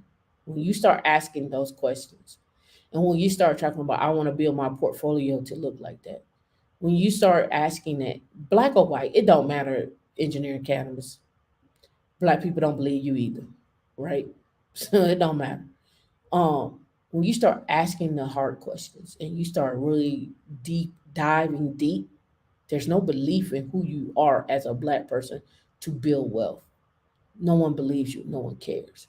And what I'm simply saying to you, the only way you're gonna change that if you if you're gonna have to have a filter, and you're gonna have to we're gonna have to start having these conversations. I see you, D. I know. I was thinking about it too. I'm gonna keep going. I mean, well, hold on. Let me not. Does the audience want me to stop and we can start the other show and we come back next week? I'm, put a one in the chat if you want to continue, because I could stop and go to the next show. Yeah, the dismissive energy is very. It's a trigger for me. It's a deep trigger for me, because now I need to know who you are. Now I need to know where you at. Right? I got questions. Yep, yep. All right, I'll continue. I'll continue.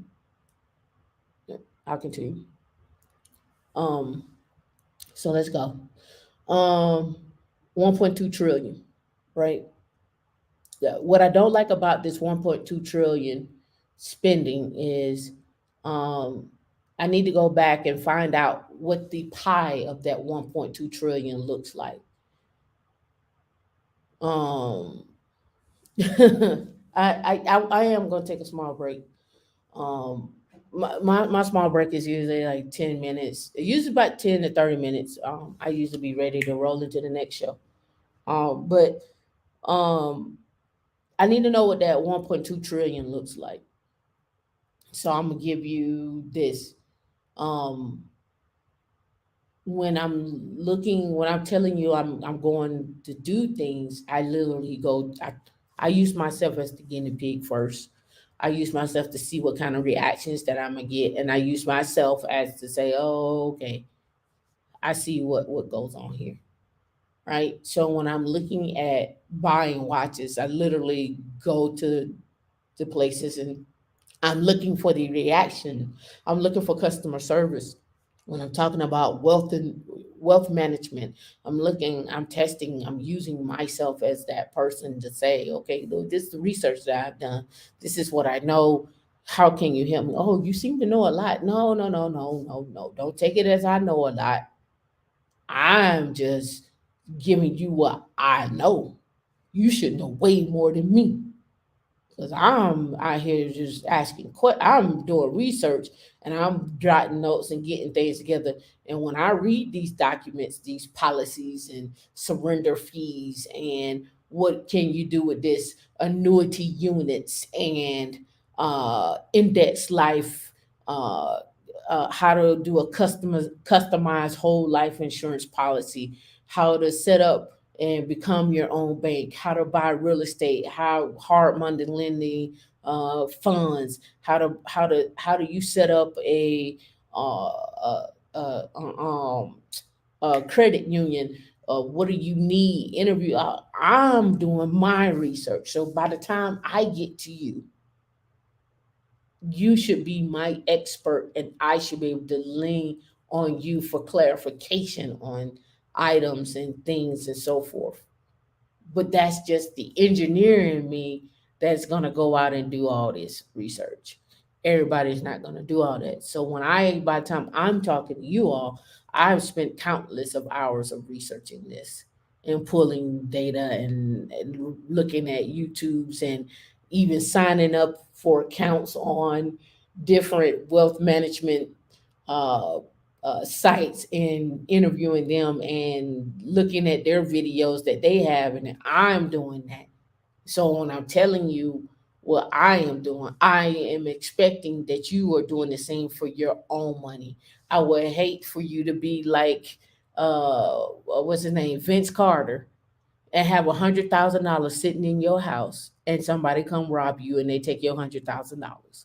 And you didn't have that nowhere, and they weren't making no money in the first damn place. And you were sitting there with it, that's the inside job. Somebody knew you, right? I am I'm asking you to do your own research, but I'm giving you things that I have found along the way to help clarify things that I know just it's convoluted, right? I know they're convoluted. Yep, they aren't used to us having even the modicum of now. Yep. Oh yeah. Oh yeah. Oh yeah. And we'll talk about dismissive. I don't know. Should I bring that up now, D? Should I talk about yesterday's experience being dismissive? What you think? No, don't fit. We'll wait. All right. So, let's get back to the article. Yeah. Oh, bring it up. Okay, bring it up. All right. So yesterday, um, I was like, hey, I think I'm gonna sell my Range Rover, and I was like, if I sell it, I'll get back, I could get back anywhere from 35 to 40,000. I was like, well, sell it, and then what would you do with the 30 or 45,000, right? And I was like, well, before I ship it back home, right? What should I do? Let me look around here and see what's going on in this area. Let me see if I could even, maybe you got something on the lot that I might like, that I might want to hop into. But I'm really big on customer service. I'm really big on how you greet me. I'm really big on how you interact with me. I'm really a big, um, like, trick me and tell you could be the racist person in the world, but trick me, trick me, trick me. So, I went into the Range Rover dealership. They normally don't have nothing. Very as Dion say, very vanilla and what they choose in cars. Like the dealership in Florida is very, to me, is very, after being in other dealerships around, not just here and other places. The dealership in Florida is fancy. That now that you go outside of it, right? Because the one guy who's the manager, he has an audience that he caters to, so he knows that I need to have variety on my lot when we are talking about used cars and even new cars that are coming in. And when I come here and I'm looking at cars, I was like, it just looks like a car lot of cars. It just not is nothing on it that's like, I like the way that was configured. Oh, you have the new 22 or the new 2023 Range Rover coming in, and you did the configuration, the style pattern, the pack, all of the packaging, the rims, the everything that you will want. If I'm going to spend that kind of money, I want the works. I want the experience. I want it all. Come walk with me on the lot. Show me what you got. Hey, we got this coming in. If you don't like anything, let me take you over to our configuration table where we could configure something that makes suit your style, or we got something coming in that's close to it. It's gonna be 6 to 9 months, but we can get what you like. Hey, we got people over here. Like, I give me the experience. I get that, but I know these people. But again, even when I didn't know those people, and when I first moved to Florida, I got that experience, right? I got that experience. My husband is the same thing, very big on customer service, and it makes a difference. That is right. Right.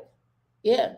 I want, I don't want, like, when I go to the dealership, and this is before they even really like knew me. If I was sitting there, they was like, have you had lunch? And I'm like, no. It's like, well, look, let's order some lunch while you're sitting here waiting. You've been patient with us. Let me get you something to drink. Do you want, we'll go get you lunch. We'll go get you your smoothie. We'll go get you, we'll pay for it. Don't worry about it. We'll do this, we'll do that. That's the kind of dealership I'm used to. And this is before they even knew who I was. Like, that's just who they were. And let me state this is now that they've broken up into two dealerships, we get the same treatment at both dealerships. So when I walk into a dealership, I'm not expecting you to jump up and serve me, but I am expecting you to greet me. I am expecting you to give me the experience to earn my money, right? Because I'm coming into the dealership and I'm spending money with you, and you don't know who I know. And this is what I like about the dealership with the dude in Florida. Shout out to Mikey. When talking to Mikey, this is one thing that he always stated. He was like, I tell my guys, everybody who walks through that door, You don't know who they are. I don't care if they got gold teeth. I don't care if they got dreads. I don't care if they come in with their pants hanging off. I don't care. You give them the same treatment as you would with that guy that's dressed up. That's his thing. That is exactly his thing. He's because you don't know because it been plenty of times where I've been sitting in the dealership and a dude walk in with dreads, and soon as he walk in, they get over there to him, and I witnessed this for myself. The dude walked in with dreads, his pants was hanging down low. He walked in. He was, and they was like, how can what can you? He said, I came up here about 2 weeks ago, and this guy over here approached me and he gave me great customer service, and I really liked him and how he worked with me. And what I want to do now is I want to buy all three of these cars, and every last one of them cars was 150 grand. And I was like, I ain't mad at you, brother. Go on and do that, right? Go on and do that. So what I'm saying is this: when I walked into this dealership yesterday, the lady got up and greeted me. Cool. She was like, is there anything in here? I said, I'm looking. I said, I'm not really sure what I'm looking for. I'm just going to look at what you have and, see. Because I don't know. You may have something in the garage, or you guys are these all your cars that you have out here? She was like, no. She's like, we got a garage over there. But she's like, we're very, very busy. I said, okay. So I went and looked in the garage and so forth and so on. And then and as I was walking towards the garage, the guy stopped me. He was like, "Let me know if I can help you." And I was like, "I'm just looking to see what you got." He's like, "I'm working with a customer. I should be done in 30 minutes." So I purposely waited and looked in the garage for 30 minutes. And when nobody came back to me, I was like, "Well, let me go back in. Maybe he's still working with the person and didn't get a chance to come by." But he wasn't working with nobody. He was just sitting there. So I was like, red flag. Okay. So I went over to the receptionist and I said, or the concierge, and I said, hey, I'm not sure if that's everything you all have. Maybe someone can help me. I did want a price on a couple of cars, and I don't know if they were available or not. Let's see. So she went to three different people, and everybody's like, nah, nah. And I was like, oh, okay. I see what it is. I'm unbothered because I don't have to buy my cars out here. My money spends fine across the United States. I'm okay. And so, and the guy who was sitting there, I saw him look up and then he turned away, and I was like, I hope she don't pair me up with him. And it had nothing to do with this man's size, because he was of a man of size. It was just, I just know that kind of worker. I just know they're not gonna do what I need for them to do. I'm not gonna get my experience. So when finally she's like, "You have to work with him," and I was like, "Oh, okay." So he didn't get up. When I walked over to the desk, he's like, "Have a seat." Usually, most of the time, most men who are greeting customers literally get up and shake your hand and actually sit down, either pull your chair out or ask you, let me get you some water. Do you need anything before we get started? Let me go ahead and get you something to drink. We can offer you wine, whatever, this, that, and the other. We do have snacks. Let me get you something. That wasn't his first initial thing. So that was another red flag for me. The next red flag for me was he's like, what can I do you for? I don't like that. What can I do you for? What can it don't sit right with me. What can I do you for? Don't sit right with me. What sits right with me is, hey, welcome to X, Y, and Z. Did you get a chance to look at our inventory? We do have some new selections, blah, blah, blah, blah, blah. And we do have some older selections. But I want to hear what you're here for and blah, blah, blah, blah. Go out your way. I'm spending my money with you. Well, go out your way. Damn right. Go out your way. Right? But you don't know how much money I'm spending with you. You don't know, right? So here's a chance for you as the actual person on the other end to get a chance to know who I am, know what my margin is, know what I'm looking for, listening to what I'm saying. So when it came down to it, I was like, well, I want to know how much this AMG 63 you have in there and what year it was, because it was a white one. It had a satin wrap on it. And it was white. And I was like, it got the rims on it. And I was like, this thing looking nice, look nice. I said, but I don't know what year it is and how many miles it got on it. It didn't have no tag on it. So I was like, I don't know what it is. So I asked for it, and he was like, yeah, it's got 65,000 miles on it. It's a 2015. They want 66 for it. I was like, that's kind of high, little bit out of my mileage range. It's a little bit out of my mileage range. The 65,000, they could come down off of that. You can talk them off of that, but the mileage range was too high for my liking. I understand 15,000 miles per year. We're in 2022, not bad, but it's an AMG. Mm, nah, right? Maybe if you drop that thing down about 50, you might have would have gotten. Might have would have gotten. I just had it and would have gotten. But I was like, hey, let's check out these new electric cars. Should I let me be a good Samaritan and help the world and go electric? All right. So they got, an electric car. And so I was like, do you have it? He's like, no, we don't have none on here. We ain't gonna have none. You have to order that. I was like, oh, okay. I say, well, do you have one I could test drive?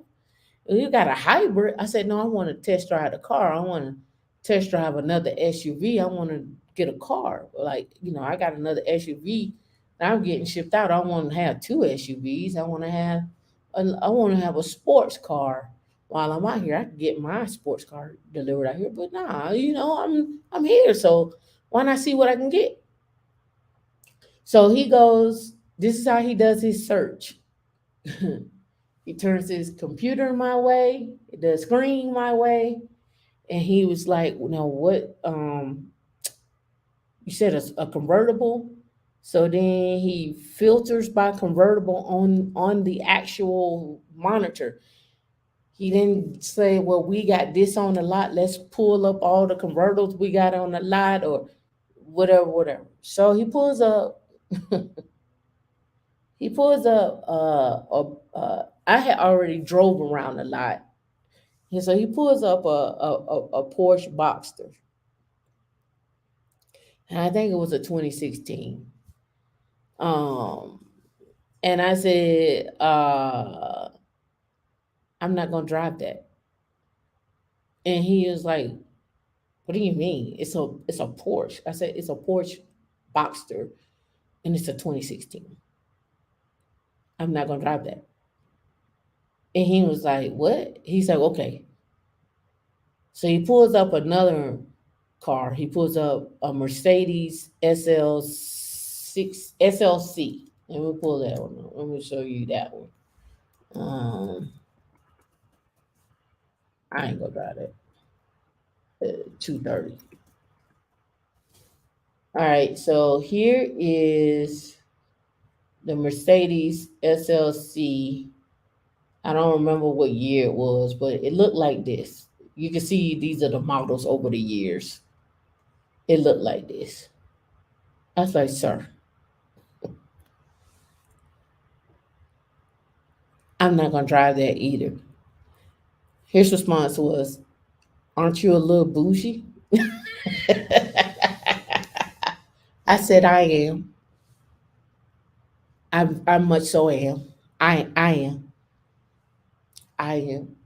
He's like, you don't want to even look at that Porsche Boxster. I was like, sir, I have a 911 turbo. Why would I go get that Porsche Boxster? Why would I go do that? I was like, sir, it don't even have no whim whams and zoom zooms. Ain't no throttle, ain't nothing on that. I was like, I don't even like it when I see men driving it. much less me sitting in it driving it.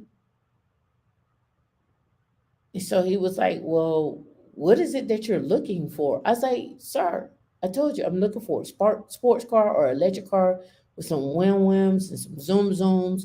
Let me give you some ideas on what I'm looking for.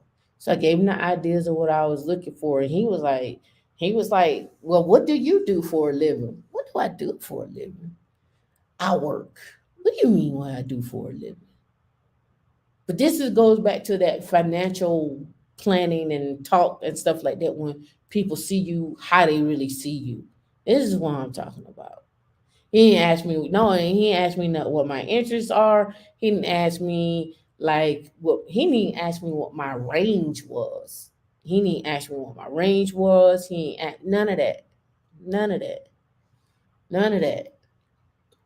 And so I was just looking. I was like, and when I gave him the cars, he was like, "Oh, we get those cars in, but they go quick." I said, "I'm sure they do." I was like, however, even with the cars that you do have that are fast, that are sporty, you didn't mention those. You didn't mention anything about. You just said, "Well, that QS da da da is this and blah, blah, blah." I'm like, dude, whatever, but get up. Let's go walk this lot. Let's go see da da da da da. And that never took place. You never got up and showed that. You never invested. You never showed any interest in me as the consumer, as the customer, as to what I really was looking for. You didn't even try to convince me on even the brand that you have. You didn't try to even convince me on the things that you could show me. You just sat at your desk and you clicked, and that don't work for me. I want to get in the car. I need to feel it. If I get up on it, what's happening? What the brakes like? What kind of package you got? Like, you don't know. I don't. I don't know. I don't know. I don't know. I'm just here. So, no, I got something. I could trade. I got this. I got that. Like, I don't know. So he finally went and got his manager after I told him what cars I was looking at, and it was like, hey, um, we got 59 stores across the nation, and you could go look on this website, and maybe you'll see something there, and maybe we'll get it transferred in. And I'm thinking to myself, well, hell, how do I know if I like it or not? Hell, I need to drive it first. Well, like you know, just gonna give you my money and not drive it. It's another time, another place. But I say all that to say I got an email from the manager this morning, and the sales manager was like, "Call me directly. Um, you know, let me know. Call me directly." But I'm giving you that experience from the perspective of someone who goes to dealerships, who goes and I test the waters. Do I get disrespected? Absolutely. But I remember that. I will remember you. And being petty T that I am, I'll probably go back there or go to another dealership and buy the same thing that you had on your lot and let you service it. Mm, it depends on how disrespectful I want to be. Who knows? I don't know. But that's my experience. Petty T. Petty T experiences. You say, oh, gee, he didn't ask you your interest. No, no, no. Yeah, the 63 is nice. It's nice. It's just I just can't pay $70,000 for a 2015. I mean, mm, like I say, AMGs depreciate value quickly. That's why if you wait about 2 or 3 years, you get an AMG for real cheap. All right, but disrespect is everywhere, right? Disrespect is everywhere. All right, so let's go back where my mouse at. Here we go. All right, as of 2010, the U.S. Census, there were 42 million blacks in America. 1.2 trillion is about $29,000 in spending power per person. So you approximately got about $29,000 per person. Harper Black spending. Average time spent on social media, 15 hours a week. Average time spent reading, 2 hours. So what they're saying is you don't read, and this actually lines up with other stats that I have. They say black people don't read. There's other stats out there that say black people don't read. Right? That's right. Salute to Petty T. According to Nelson, African Americans watch 37% more television than any other demographic. What are you watching? What are you watching? What are you watching? What are you watching? Like, these are the stats on y'all. What are y'all watching? I love to see the stats on YouTube. I know my YouTube count is high. Black exceptionalism and debt. Black billionaire Robert F. Smith recent historic promise to pay out 40 million in student loans to the graduates in Morehouse in 2019 was a game changer. This breaks down to an average $100,000 per student. We should do a HBCU debt, a PWI debt talk, and how you can help set people up so they don't have that. Um, this brings into question how much do you owe, and the number, and that number balloon in deferment, right? I paid off my loan. I don't know. I think it was 2013 or 2014, something like that. Might have been 2013, maybe 2014, 2014, 2015. I was like, give me that money. Here's that 60,000 because it never went down. I was like, man, every time I pay, it don't never go down. Why is this never going down? Even when I pay on the principal, it don't move. So I was like, cut this check. Here you go. I hated to cut that check, but I did. So I don't have any student loan debt. Um, Black students borrow nearly 29,000 on average for bachelor's degree at a public university in 2012. 3,500 more than the average white student when you can go learn Linux and cloud and stuff at the same time to combat that while you're going to school. And as well, you don't have to always go to school full time. Go part time, work full time till you get your bachelor's degree, then turn around and let the actual job pay for your master's, right? Let your job pay for your master's. One in five Americans have no retirement savings. All right. What's worse is that we pass away and we leave financial burden to everyone. One in three baby boomers have $0 to $25,000 in their retirement. Shout out to my mom. I know you got more than that. Appreciate you. I Petty T and Tameika appreciate you. All right. So the next 20 years set up the sandwich effect, a retirement disaster for the community is ill equipped to handle. According to the Federal Reserve and the Survey of Consumer Finances in 2013, the median white household had $13 in net wealth for every $1 in net wealth of the median black household. The median wealth of the young debt-free black households was just 4,500 more than that of the young indebted white households. More than 85% of the student loan debt was a major source of stress, and one in three said that such debt is the biggest stress in their lives. The average white family had more than $130,000 liquid retirement savings, cash, dry powder, and in their such as their 401ks, 403s, and IRAs versus 19,000 for the average African American family.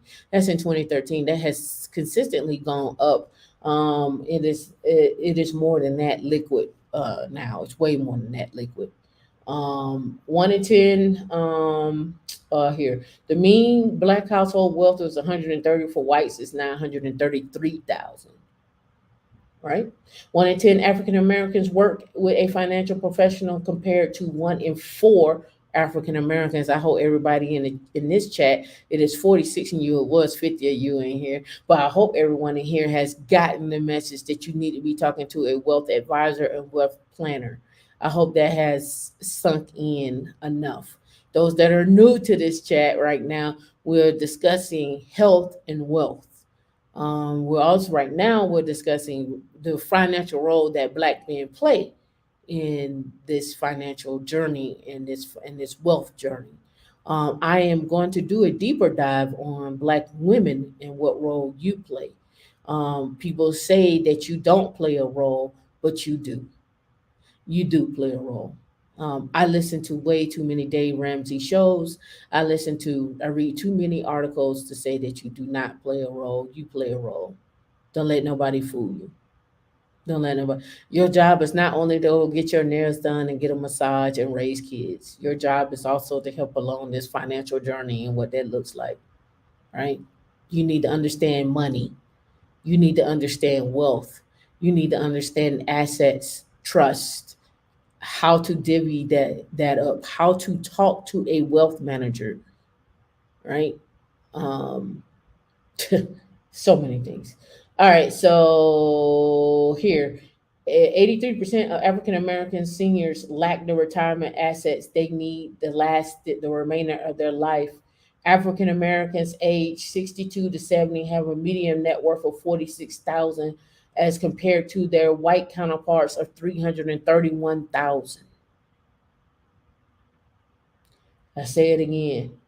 Between 62 to 70, the average net worth of African Americans is 46,000. Where are you living at? Where are you living on? Is things paid for? What about your health? What about problems that may arise? What if you had a child that couldn't take care of themselves or go out in the world? What does that look like? As compared to 331,000 for whites, right?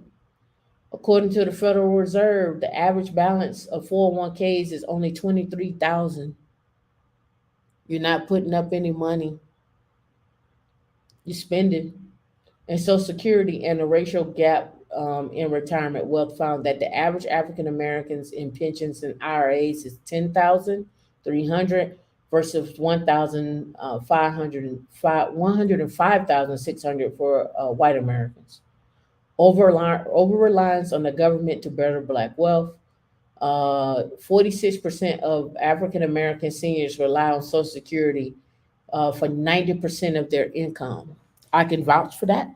I've been to visit my mom at the Social Security office, and it's all age ranges in the Social Security office, including all genders that are sitting in that Social Security office. You're going to find men, you're going to find women, you're going to find all different colors. I ask my mom this all the time: do you think it's worse for women or worse for men? And she was like, it's about equal.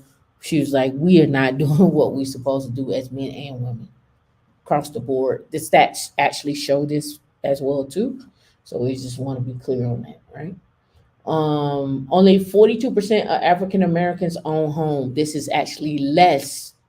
African American home ownership is now less than what it was 10, 15, 20 years ago. We own less, meaning you have less access to the ability to have different types of capital, whether you do a refinance, a HELOC, or able to pass on um, wealth, real estate.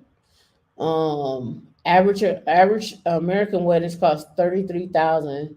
A sunk cost for less than 10 hours, which threatens to torpedo by any fledgling young marriage in the first 3 years. 54% of African American workers have employers who offer a retirement plan. Of the African Americans with access to employer sponsored retirement plan, only 81% participate, missing out around $70,000 plus a match over 30 years, any market growth at an annual of 8%. So the ability to invest. So I was listening to Dave Ramsey this morning. This lady was 56 years old. She makes $60,000 a year. Um, she has 3% that she puts into her 401k, and then she uses the HSA as well too. Dave Ramsey told her to stop because she needs to go ahead and pay off her house because she doesn't think she's going to have enough for retirement. Here's the problem that I had with that conversation that he was having with her. I understand she's 56, but I'm gonna need her to get some more skills. I don't care if she get a Google search, something. She needs some more skills so she can start putting away more right now in terms of retirement, so she needs to gain more. So those of you that think that, hey, I'm 40 years old, or I'm 35 years old, don't let the smooth taste fool you. Keep increasing your skill set so you can keep increasing the money that you can put away, right? So let's say you go increase your skill sets and you still live like you 60, and but you got $100,000. I'd rather for you to increase your skill sets and increase your money so you can put away more money. I'm cool with that. But now she can't put away in her retirement. Well, what's she gonna put away in retirement? When she gonna put money up for retirement? So now, you're gonna be relying on Social Security, which they say is supposed to be depleted by 2035. What does that look like? We're crazy, right? We're crazy. All right. So for a member of a white family is twice as likely to receive an inheritance in comparison to a black family member, and the inheritance received is usually three times larger.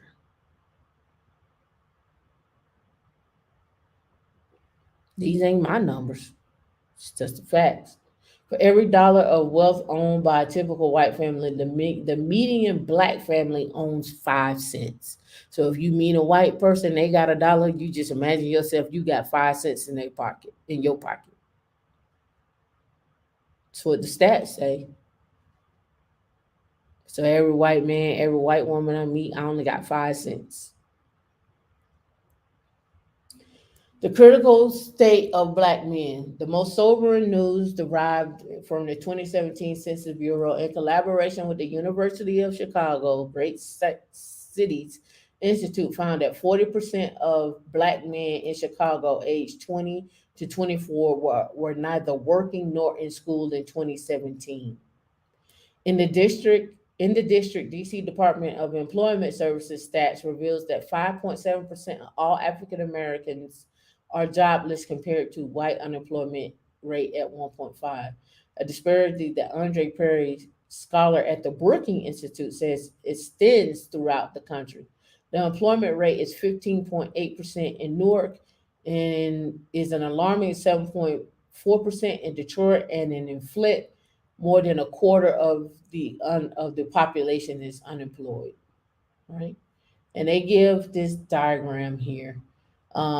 Many are merely ignoring their responsibilities, hoping they will get better. It doesn't. The situation improves when and where we decided that it does. They got early childhood 2021. They said median black wealth will be zero in 2053. In 2073, for Latinos, it would be zero.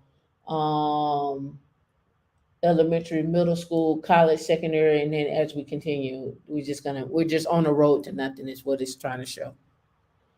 So some key takeaways: instead of the conversation about who's better than Michael or LeBron, start having a conversation about how these men establish a new legacy in their family.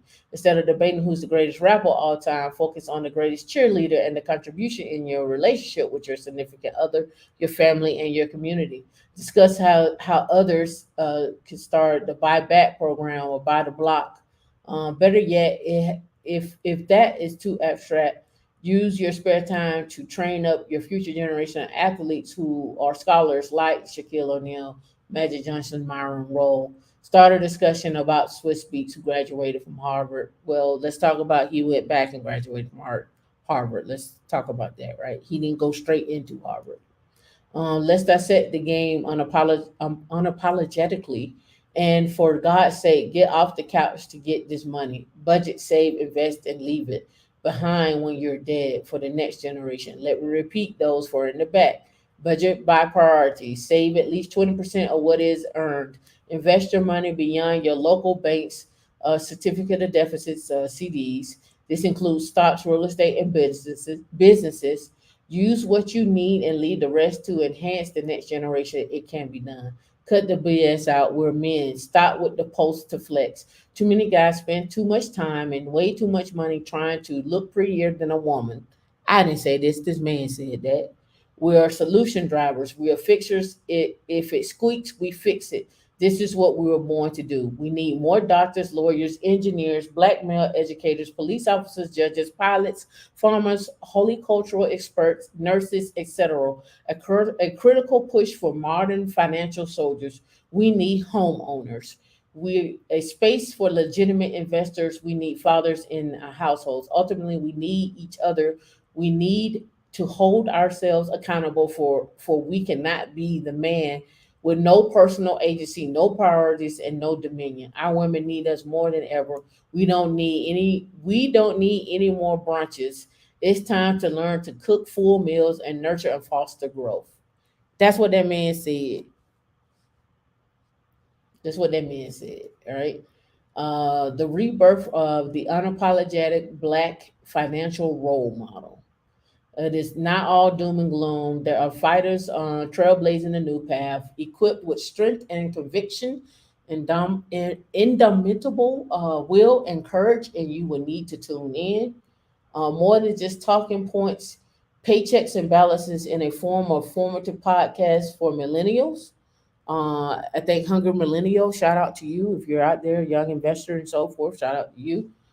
Shout out to those that men that actually talk about wealth. Men be at brunches too, Sim. Men be at brunches trying to catch the women in the sundresses. Hopefully you come to the brunch in your hoochie daddy shorts. Let me see your thigh meat. I am Rich Jones and the Marcus Garrett leveraged their experiences to provide entertaining insights and helpful tips on the money management and professional growth and other topics relevant to 20 and 30 somethings trying to get ahead, opening new spaces. The Gentleman's Factory, also the Gathering Spot as well too is another one.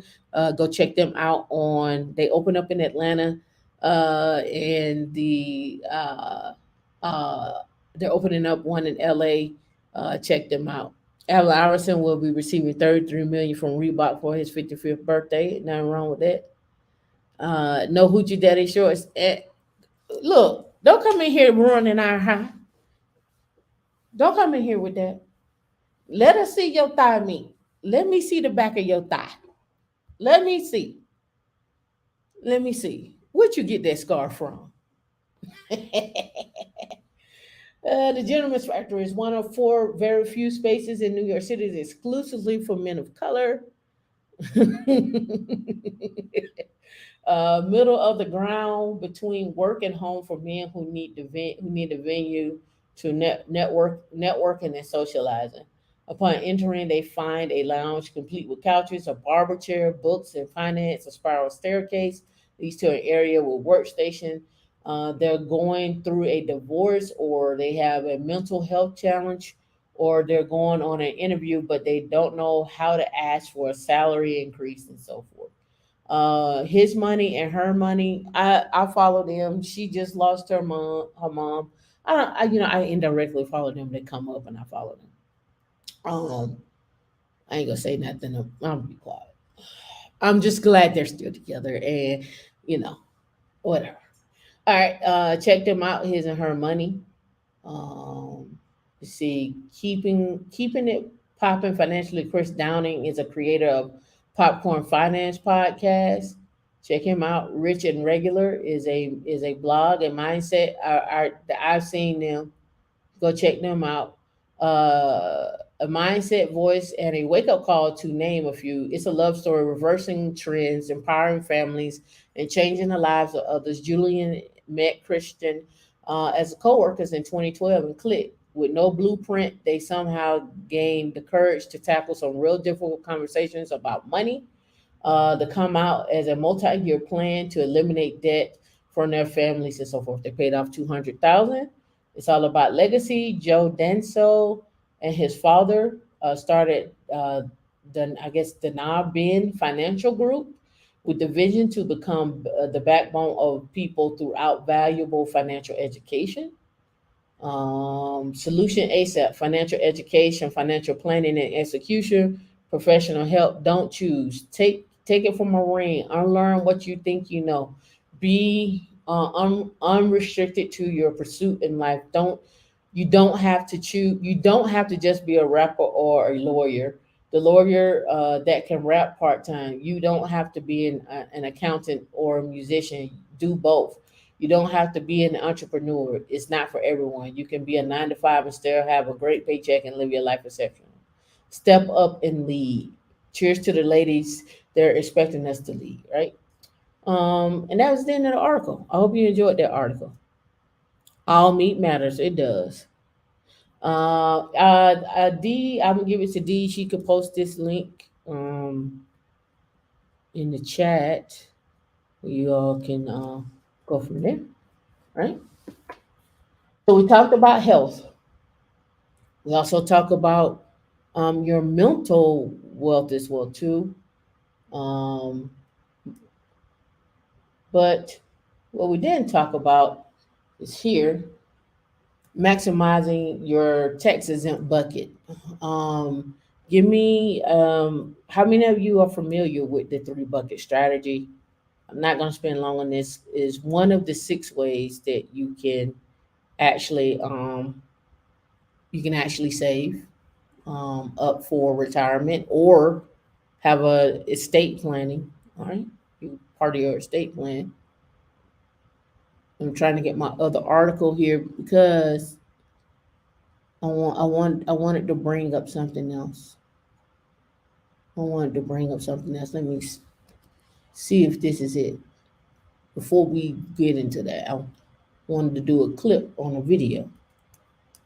I hope this is it. Nope, that's not it.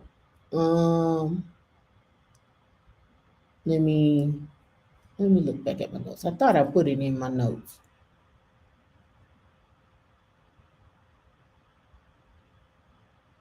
Mm-mm. I didn't put it in here, but it's okay. I know how to get to it. Majority of those, yeah, they're 5 content creators.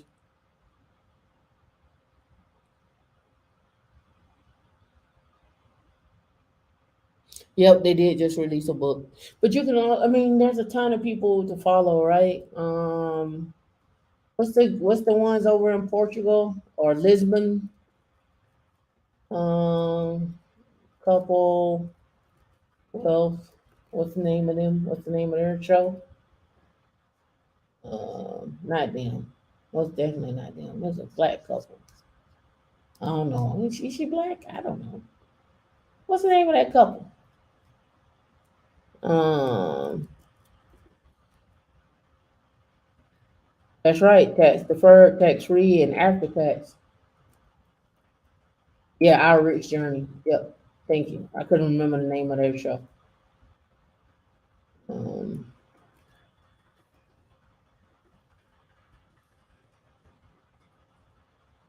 right here. Okay, we do not. You can check them out.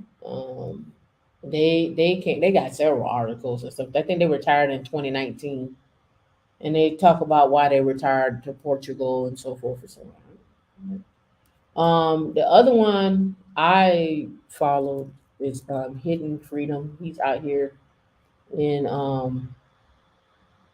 Colorado. But what I liked about him is he was in tech, so I always like to get it from a tech perspective. And here he breaks down. Everybody, Dave here, entire 7-figure dividend stock portfolio, and he also has like a little spreadsheet that you can get where you can populate your accounts and I think his worksheets actually pull historical data so you can see what it looks like if you stayed investing in that over time. So I like that. Uh, that setup, and then every week you can go back and look at some of his stuff of he every Saturday he came out with his portfolio about like why he did something. He's now retired. He's retired, so he's not doing it anymore. He's doing other stuff. He's going to the Appalachian Mountains, I think, and doing a 6 month walk, a trail walk, or whatever. So you can check him out. I like that one. But let me see if I can find this one because this is one of the ones I really wanted to talk about, so you could get a different perspective on it. Um, and I think it will help you um, s- with a mindset change. Um, some of you may be struggling with a mindset change, and I'm going through my history to find this particular video, but I'm not going to spend a lot of time on the video. It's at the 8 minute mark that we're gonna pick up at on this video. Hold on, let me scroll through here. And D, since we're kind of like, not kind of, we're over our time. If you want to drop the link, feel free to drop the link. If you want to come up, feel free. D, I don't know if you want to or not. Um, but let me find this video real quick while I'm doing this. And I hope that you enjoyed this content. Somebody said, what's the name? Um, Hidden Freedom. Yep, yep, yep. Hidden Freedom is the name of the video of the YouTube channel. Um, let me see. I'm still looking. Hold on. I think I might have went back too far. I might have missed it, and I may have to go to his channel and find it. Let me look and see. Hold on. Let me keep scrolling a little bit because he really broke down. Um,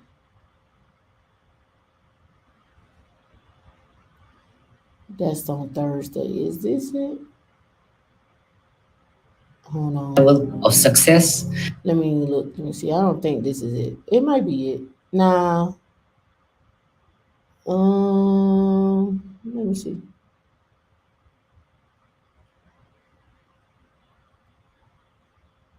Let me see. I don't. It's. I'm looking at Myron Golden. He had a video that where he talked about um how to think about wealth and how to think about not just wealth, how people look at things. Not him. I don't want that guy. Is it this one? Well, IMAX and you can see all the stuff inside. Like, Let me see. okay. Then they turn it upside down. Hold on.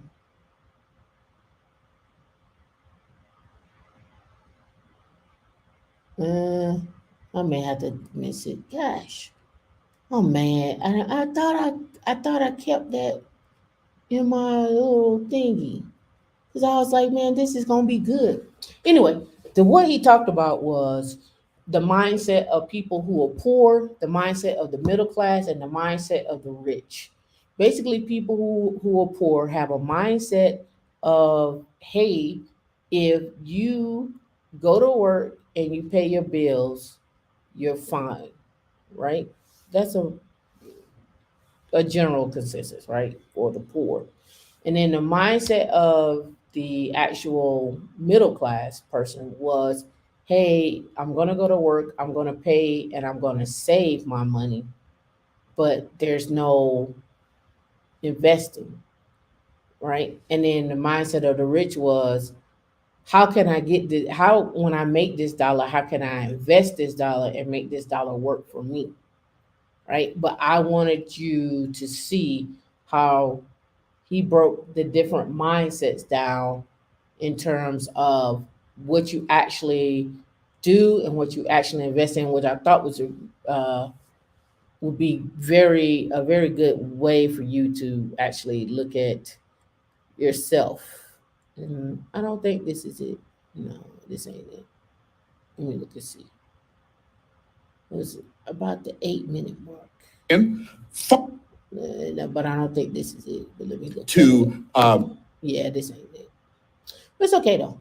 When I find it, I'll post it inside of our Slack group for you all to watch. I might have it. Let me look. Let me check my thing out here. No, no. Yeah, I don't have that. All right, so that's all good. So back to the three bucket strategy. All right, so tax deferred, tax free after tax.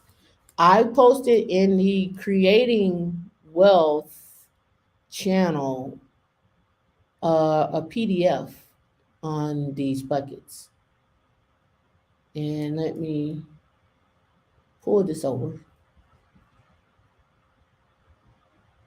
So taxable, tax deferred, and tax free. I've shown you this before, but I'm going to do it again. Right? Well, we got taxable, your savings and CD, investment accounts, real estate, business income, and then they have other. And then tax deferred, your 401k, your IRA, your annuities.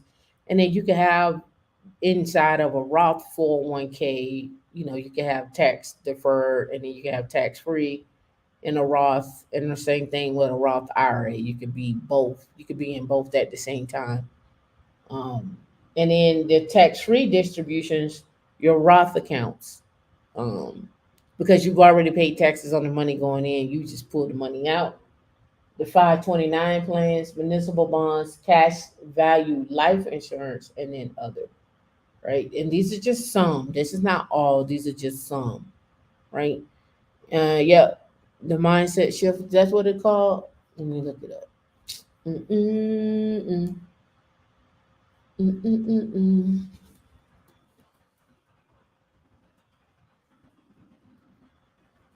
Mm-mm-mm-mm.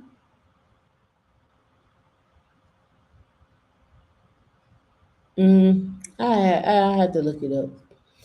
I don't see the video that I had queued up and was playing.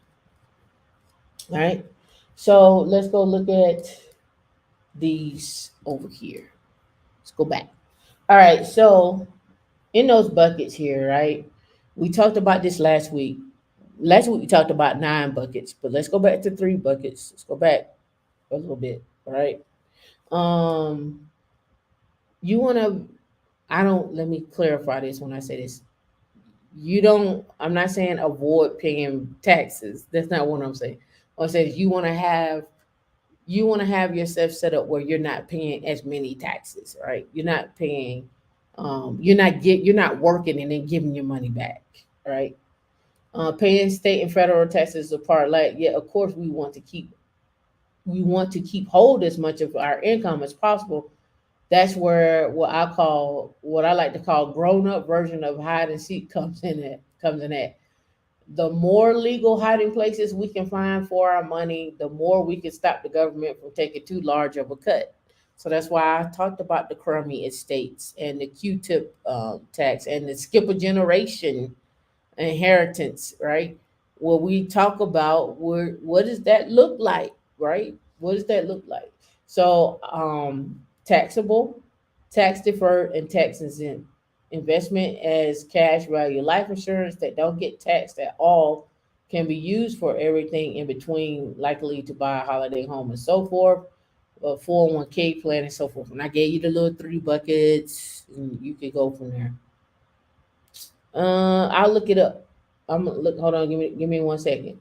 The backdoor Roth. So this week I was playing around with one of my accounts, and I noticed. Remember, they told you on the money guy. I showed you the video where the actual institution or the actual people that set up your 401k, they have to have a in the plan inside the plan they have to have an IRA set up.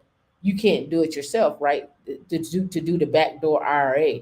So I looked in there and there is a backdoor IRA in there where I can make maximize my contributions to my 401k, and it's a Roth 401k, and backdoor my 401k plan with my IRA, right? so I can backdoor, so instead of just doing the 25 into one, I can also do the 6,000 over here. So I could be putting away 26 a year, right? But again, we also have to be mindful of what that looks like. What investments are you looking in, right? And then I have other plans where I have left and people have acquired them. I need to get them rolled over. I'm lazy. I forgot about them. Lazy and I forgot about them. But anyway, I went ahead and went with this plan just to see what it got me. And I haven't invested in it yet, but they do traded date funds on that. So hey, if you put in a minimum of 5,000 now, and you put in 1,000 a month, depending on the traded date fund you choose, you could be anywhere from 2 million to 5 million in retirement. What does that look like? So again, what you we'll talk about traded date funds another time. I had to go do some more research on those because it's like 10 different options, but they're based on the dates. But I need to see what those dates, what you're investing in on those dates, right? What you're investing in on those dates. The mega backdoor Roth, in your position to save money, the annual IRA cap district the contribution cap, the mega backdoor Roth could be a way to go if your plan offers it.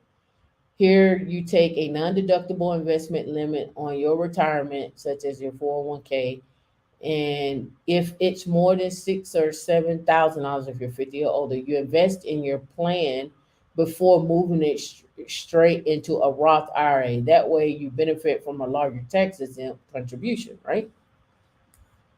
So another one is your HSA. I went and played around with my HSA and start setting up my investments for my HSA from there without paying tax on the contribution. And he talks about that on Hidden Freedom. Freedom. He has, I think, in his HSA, I think he had like 17,000.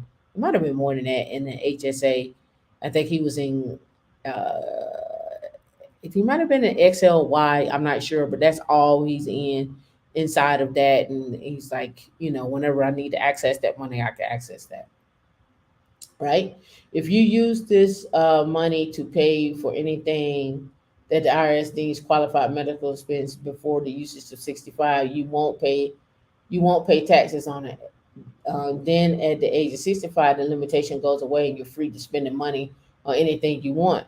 But this HSA could be just another way for you to have inside of your estate planning that you're doing, another way to have money, right? Another way to have another source of income for medical expenses, right?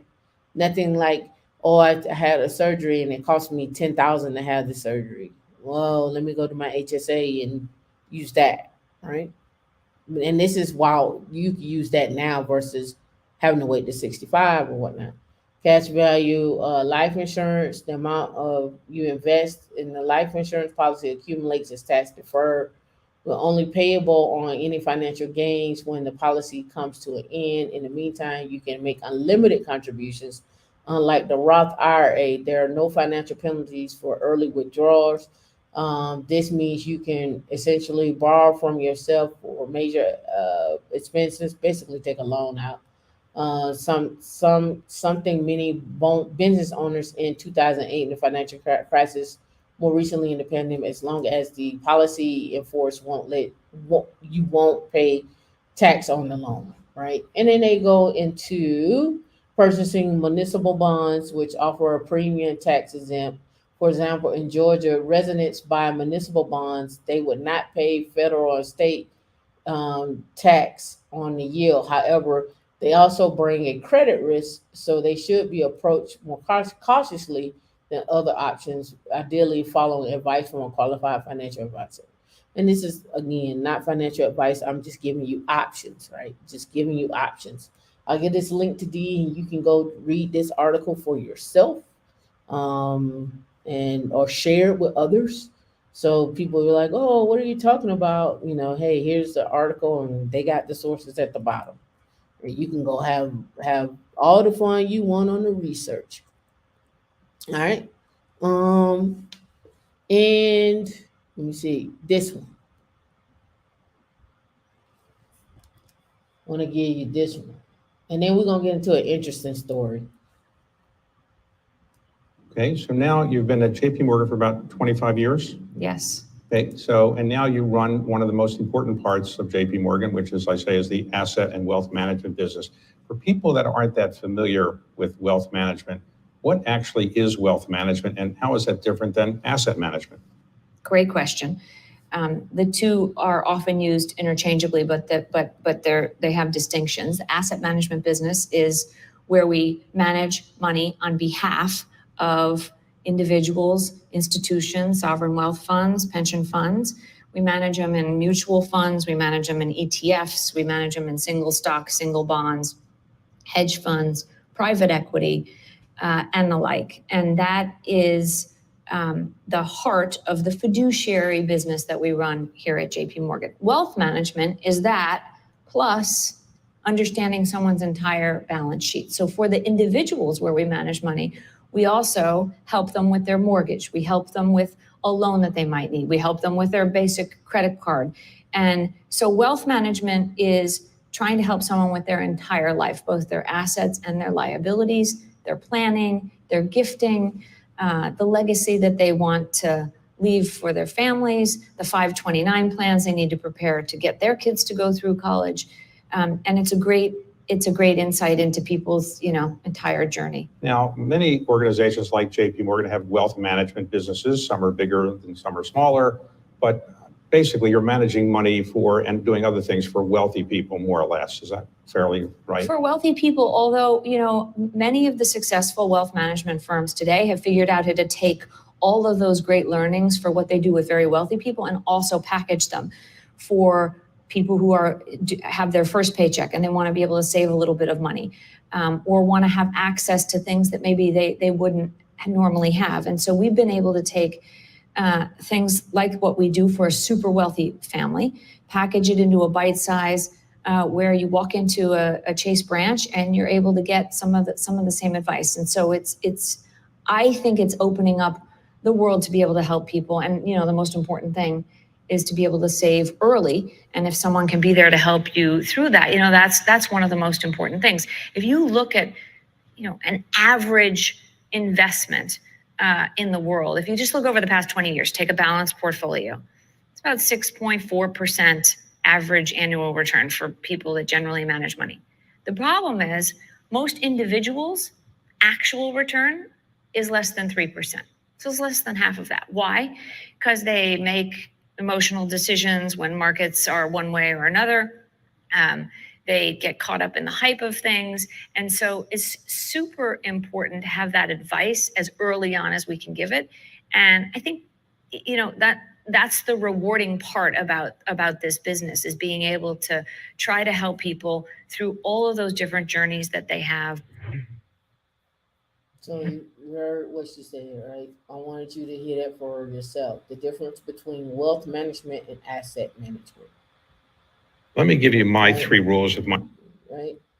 The difference between the three, right? I don't know if you want to hear about his 3 rules of money, but I'll drop the link. You can go listen for yourself here. Let me grab that. You can listen to him talk about that. All right. D, what we looking like? You think I need to stop? I told you I got a lot. I had a lot on my mind in it. D, I can't hear you, D. I still can't hear you.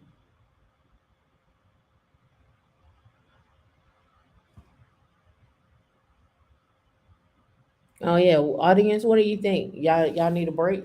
Y'all done? You tired of me for today? You tired of me?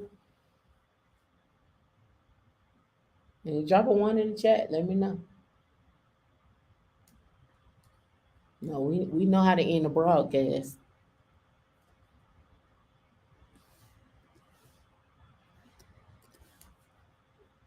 Let me know.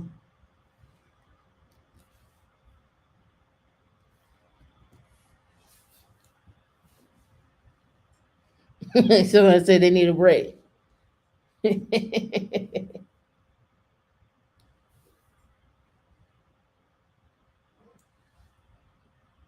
No retire free. All right. With some oh you got beat out on that one. Somebody they want to keep going. See, no thanks. All right. So I found this. This actually I went to look to see when this was published.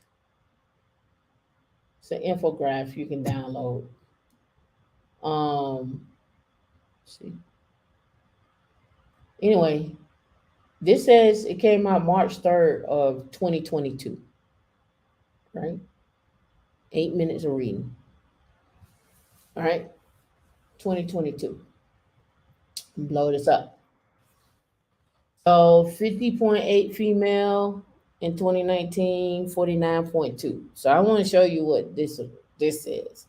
Women have made great strides in the workplace, comprising nearly half of the workforce and surpassing men in higher education achievement. Yet women still earn less in income, have less wealth, and face greater economic instability than their male counterparts. The economic instability men and women face is profoundly influenced by racial economic inequality. This snapshot it will briefly review the social economic differences between men and women and highlight the differences that intersect the racial and ethnic disparities in the United States. Um, Women's estimated population in 2016, I mean in 2060, 50.2, 15.2, 27%, so forth and so on, right? Labor participation and unemployment. I'm gonna drop down here. Conversely, Black and Latino women have experienced similar increases in labor participation rates since the 70s, about 15% during this near 50-year period. Black women have been the leaders among women in the labor force participation, with rates ranging from 53 to 66%. Both Black women and Black men saw the height of their labor participation in 2000, with a gradual decline for both groups until 2020. In light of the C-19 pandemic, men and women have similar workforce declines. Approximately 17% of women in the sample either lost their job or were told not to work due to ongoing C-19 pandemic, compared to 15% of the men. All right. So unemployment rates, the highest amongst Black women and the highest amongst Black men. All right. We're neck and neck. But let me show you. I'm gonna skip all these labor reviews. Let's go down here to earnings. This is what I found the most interesting. And let me blow this up. I found this to be the most interesting. In 2021, the women are in blue and the men are in gray. Asian women 61,000 median earnings. Asian men 78,000. White men and white women 49,000 for white women, 59,000 for white men. But for Black men and Black women in 2021, y'all both earn 42,000, according to this article. So Black men, you are not bringing home more money than a Black woman. You are equal. Not saying that you're equal in terms of, hey, you can go flip a car and all of that stuff. All I'm simply saying, according to the stats, you both earn 42,000. That's what the stats say in 2021.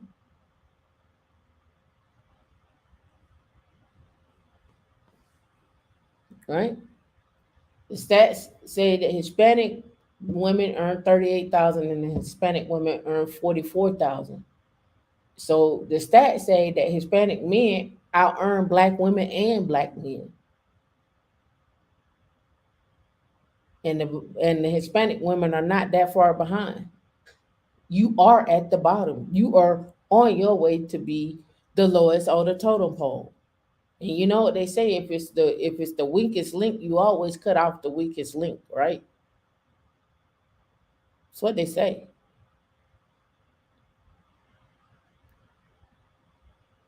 So you both are out here earning 42,000. So collectively, you're earning 84,000 if you get together in the household. That's what it says. So that's what I'm seeing. All right.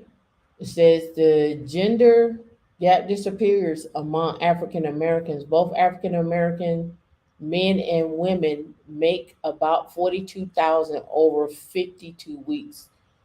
According to the U.S. Labor of Statistics, did not differ similar data in Native Americans. There are dramatic disparities in poverty rates by racial and ethnic groups, and similar disparities by gender. Men and women of color are more likely to live in poverty.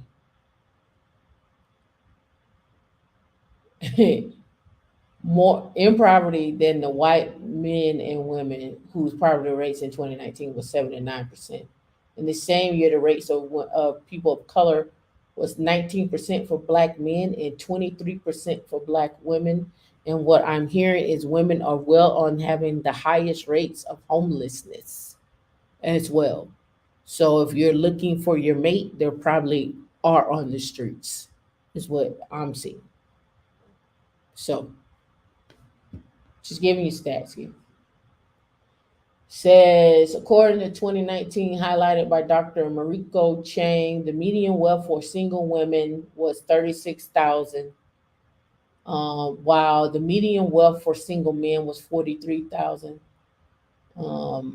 African Americans, who in many categories had the greatest gender economic e- equality, have the greatest gender wealth disparity through though still having little wealth compared to whites. Single black men's median wealth is $10,000 compared to single black women whose median wealth is 1,700. I'm a broke college student. I'm on the 1,700. So I'm on the 1,700. I don't have no wealth. I'm broke. I'm, I'm broke. I ain't got nothing. I ain't got nothing. Can Sim, you say, give me a peaceful household with 84,000 and we can work on the skills to get the money up. Yep. You work on the skills to get the money up. Right? Let's see. Single white women's wealth is estimated at 81,200 compared to single white men's wealth of 78,200. Where is she getting her wealth from? Is that narrative? Is it skills? She's her wealth is more than her counterpart. Some people would say it's coming from divorce, but it is what it is. I don't know. Just reading the stats. Another says that Hispanics have the lowest wealth, examining single men and women. Single Hispanics have wealth of 4,200 compared to single women of 1,000. And then they're going to talk about parenthood, educational achievements, the racial snapshot right here. And it says women have made great strides in the workplace, comprising nearly half of the workforce and surpassing men in higher education and achievement, but yet still the uh, economic stability is still instability is towards the women. And so they talk about the population here, 2019, gender gap, just stats, unemployment rates. We talked about that, earnings. We looked over that. And then they go pretty much look at the poverty rates here, blue women um, across the board. Asians are neck and neck here. uh, Native Americans, white women across the board. Looks like all women lead across the board. And 30,000, blah, blah. This is why and everything. Okay, yeah. Educational achievement, bachelor's degree, so forth and so on. We see the lead here. We see the associate lead here. Just another. All I can say is start getting degrees and you having to come out of pocket, find a way to get someone to pay for them or create an asset that's going to pay for your degrees, so that you don't have the trap of being in student loan debt, right? All right, so this is just something. Make sure. Oh yeah, hold on. Let me do this, and then we'll. I got one little other video that we just gonna start. We ain't gonna finish it, but trust me, the video is very interesting. All right, cities with the most. This came out in June of 16 with the most female six-figure earners. If you want to know where the women are getting money at, and you are a man looking for the woman with the money, or you're looking for the cities where women are making the money, and you don't want to be in those cities with the women making the money, mm, this might be for you. All right, so look, let's hop down here. Uh, this is Smart Asset second annual study on cities with the most female six-figure earners. Our 2020 edition can be found here. Key findings: three sets of neighbors rank in our top 10: Potomac River, the DMV, and Arlington, Virginia, rank as among of the top two cities where most female six-figure earners. We know that, and if you've never been in the area and lived in the area, kind of obvious.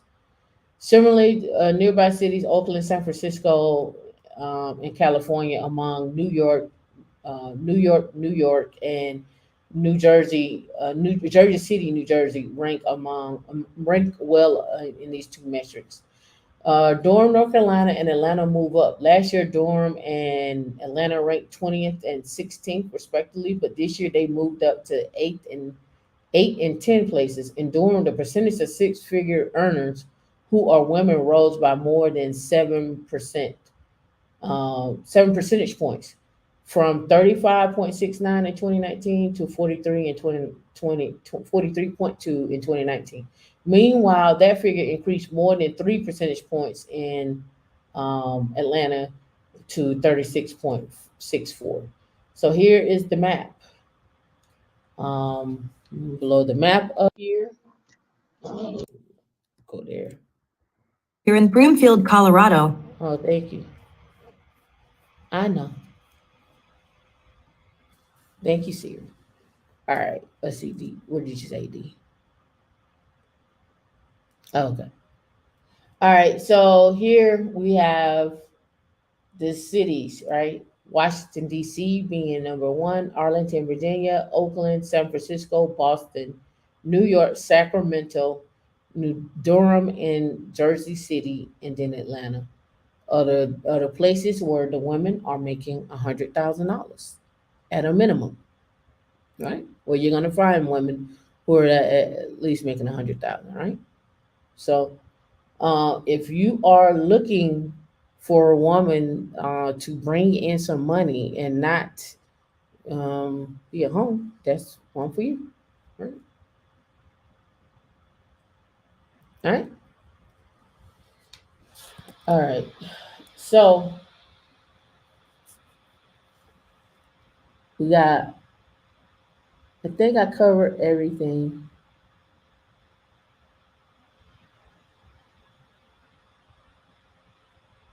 Hmm. Let me look at this one. And then I really want to get into this video because I think this video gonna shock y'all all. Oh yeah. So this one, I can't pull this up on here, but anyway, the title is "Black Workers Stop Making Progress on Pay." In I think 2021 or maybe 2022, like we stopped earning money. And you can go check this out if you got a subscription to New York Times. I don't have one, and I don't want to get one. Let me see what this one is. And then my video, which I found very interesting. I think you're gonna find it interesting too.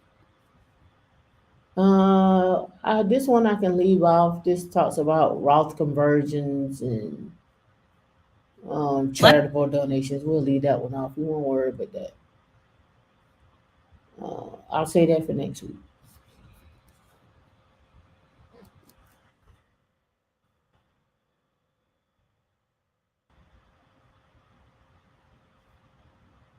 Okay. Here. Okay, this one was when are 2022 estimated tax payments due if you're self-employed? All right, this is for people who are self-employed. The due dates here were April 18th, June 15th, just missed one, and September 15th, and then January 17th, right? I'll give you this. You can read through this article, calculating your estimated tax payments, how to pay estimated taxes, penalties for not making estimated taxes, state tax, and so forth, right? I'll give you this just in case you are 1099 and you want to know how to calculate your taxes and so forth, right? And then I'll let Dee do this. And then let's get to our video. I was waiting for this video. It's totally different. It has nothing to do with what we talked about all day. But it's a great video nevertheless. I'll prep you. It's about this guy and how he got into cybersecurity. But to hear his journey about how he got there, I think would shock you. And as again goes back to into mindset as well too. So let's get into part of this video. That's still the lesson today with Let me back up so that you can fighting listen. modern financial cybercrime as we know it. So think account takeovers, credit card theft, phishing schemes, stimulus fraud, synthetic fraud, identity theft overall. That type of stuff was a lot of what I'm responsible for being on the ground for it.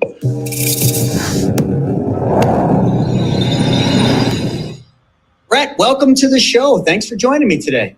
Oh, thank you for bringing me. I appreciate it. Hey, it's not very often I get to bring somebody on that made a career out of breaking the law for 30 years. So I am pumped to interview you and talk about some of the things you did because it just, oh my gosh, there's so much to unpack here. But real quick, one of the things that you said, and, I watched a bunch of your stuff is, when they caught up to you, I think you were vacationing in Disneyland, right? Vacationing is a nice euphemism for hiding out from federal authorities. Right. But hey, if you're going to hide out from, when you said that, if you're going to hide out from federal authorities, there is not many better places than Disneyland. You can get lost everywhere in Disneyland. So how they found you, that's kind of what I want to know. Like, were you on the roller coaster? Were you, what were you doing when they actually found you? And what was that like? Well, what's interesting is my plea agreement, because I pled guilty. I pled guilty to 39 felonies. If you take things to trial in the federal system, they put you under the prism. So, of course, the smart people pled guilty. I'm not an idiot. Pled guilty, got 7.5 years ultimately. The way they caught me, and the reason I mentioned pleading guilty, part of my plea agreement was I can never request Freedom of Information Acts. My FOIA requests are done for the rest of my life. The reason for that is the way they caught me. And they used this thing, back then it was called a triggerfish. Today it's called a stingray. So I think that maybe some of the listeners have heard of this device. It's kind of a cell phone spoofing device or a tower spoofing device that can locate a specific device within 7 feet. So I was in Orlando. I had gotten there. I'd been there about 6 weeks. Of course, I was going to Disney World and Universal every day. And I had rented a timeshare. I'd rent it for, I figured what happened was I was in Las Vegas, Nevada. The night before, I'd stolen $160,000 out of ATMs. Woke up the next morning, I'm United States Most Wanted. I'm sitting there looking at the screen at my picture, everything else. And finally, I said it out loud. I was like, Brett, you've made the U.S. Most Wanted list. What now? And my next words were, I'm going to Disney World. So like the idiot that I am, that's exactly what I did. So went there, rented a timeshare, paid cash for that for 9 months. The idea was to lay low long enough. Now, you heard how many felonies he had, right? 39. Drop a 1 if you found this interesting so far. I think his backstory is really gonna. I think you're really gonna find it really, really interesting when you start hearing this backstory here. of how he became who he was. Um, so I think you're really gonna find that interesting. Drop a one in the chat if you found this interesting so far. 39 felonies, and how is he out and about and chilling with you, right? You never know who you're sitting next to. You never know who's gonna steal your information. 7 years ain't nothing when you got 39 felonies that you had on your list, and you still employable and you still work. And he works for the federal government, I believe. So just a FYI. Never know who you sitting next to. Never know. That I might be able to get a passport and bug out down to Brazil, where I was going to set up shop once again. But they located me with using a Stingray. I was September 16th of 2006. Yeah, 2006 was when that was. And I was in the timeshare. It was like 10:30 in the morning. Heard this knock at the door. I was used to all the builders because it's a brand new complex and they were still building the thing. I was used to all these builders coming by and making sure everything was working all right. So I heard this knock, got up, looked through the peephole, no one's there. I'm like, huh. So I opened the door, step out into the hallway, and walking down the hallway are two South Carolina Secret Service agents that I had worked with and an Orange County deputy. So they turn around and they're like, hey, Brett. And I'm like, hey, Bobby, how are you? And he's like, I'm good. How are you? And I'm like, I'm fine. And he was like, I looked at him and I was like, do you want to come in? He's like, yeah, let's put you in cuffs first. And I was like, probably a good idea. And things went south from there. So Now, is this the time when they brought you in when you decided to release yourself because the institution was no longer benefiting you? again, another nice euphemism for escape, but that was later. So I had, the interesting thing is, Shadow Crew was the group that I started and ran. That makes the front cover of Forbes August of 04. They arrest 33 people October 6th of 04. October 26th of 2004. I was the only guy that got away. They picked me up 4 months later, gave me a job. And it's after that, because I continued to break the law inside of Secret Service offices. It's after that I made the United States Most Wanted list. And after I got caught on that I escaped from prison. Needless to say, I'm kind of a slow learner at some things. It just all right. So he started working for the government, for the Secret Service. He was still doing fraudulent things. He then went to jail, escaped from jail. And here we are, right? I'm gonna continue this probably about 8 minutes to it, but it's you have to hear the whole story or whatnot. This story goes on and on and on, and you just be sitting back looking like, damn. All right, so I'm gonna continue. I thought you would find this interesting. I was gonna do this on the other show, but since we ran over, I'll go with this for now. sounds like you were going for mastery. That's all I'm taking out of this. Well, try and try again, I guess, right? Pure idiot. You want to know the truth about it. Exactly. So, folks, like a couple things, you can do some research here, but, he's known as the original internet godfather, for so many of the things that you did. And, I think a lot of people, when they hear internet and cyber crimes and all this stuff, they think that, the people behind that are just hackers. Right. I wore the hoodie specially for this. They put the hoodie up. We've seen all the videos, and that wasn't your case. So, where did all this begin? Let's go back to how do you actually get into cyber crime and all this this fun, exciting stuff here? That's a really good point that you make. A lot of people think that online criminals are these kind of upper tier computer geniuses, hackers, whatever you want to call them, that can break into any type of computer system they want to. And that's typically not the case. You have those upper tier attackers like that. But the majority, 98, 99%, they're just very good social engineers. My life of crime, so I ended up being convicted of 39 felonies, but my life of crime began when I was 10.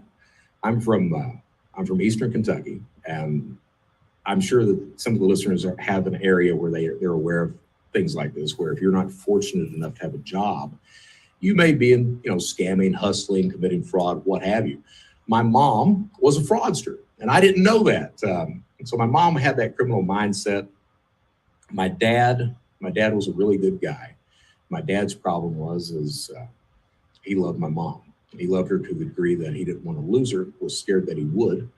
So anything she wanted to do, he would co-sign off on. If she wanted to commit a crime, he'd back it up. If she wanted to abuse someone, he wouldn't stand in the way. And she was, and she's still alive, she was and is a very abusive person. She's got some psychological issues as well. But my mom used to bring men home in front of my dad. My dad would cry and beg her not to do it.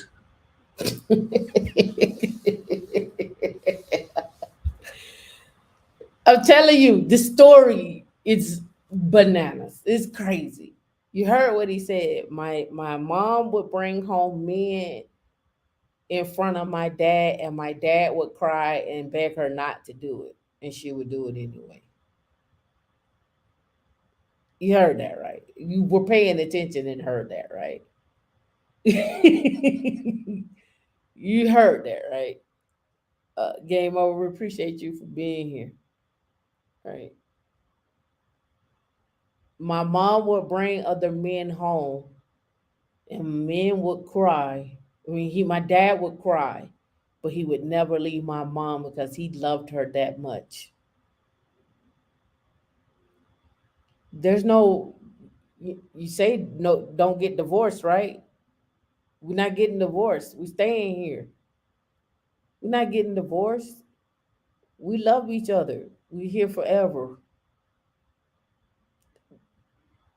That's what the rule. That's what y'all say, right?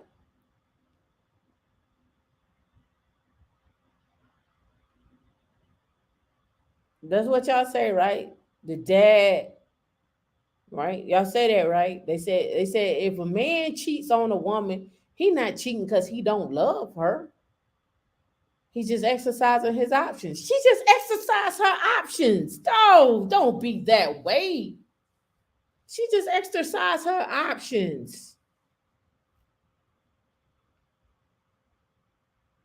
He loved her. She loved him.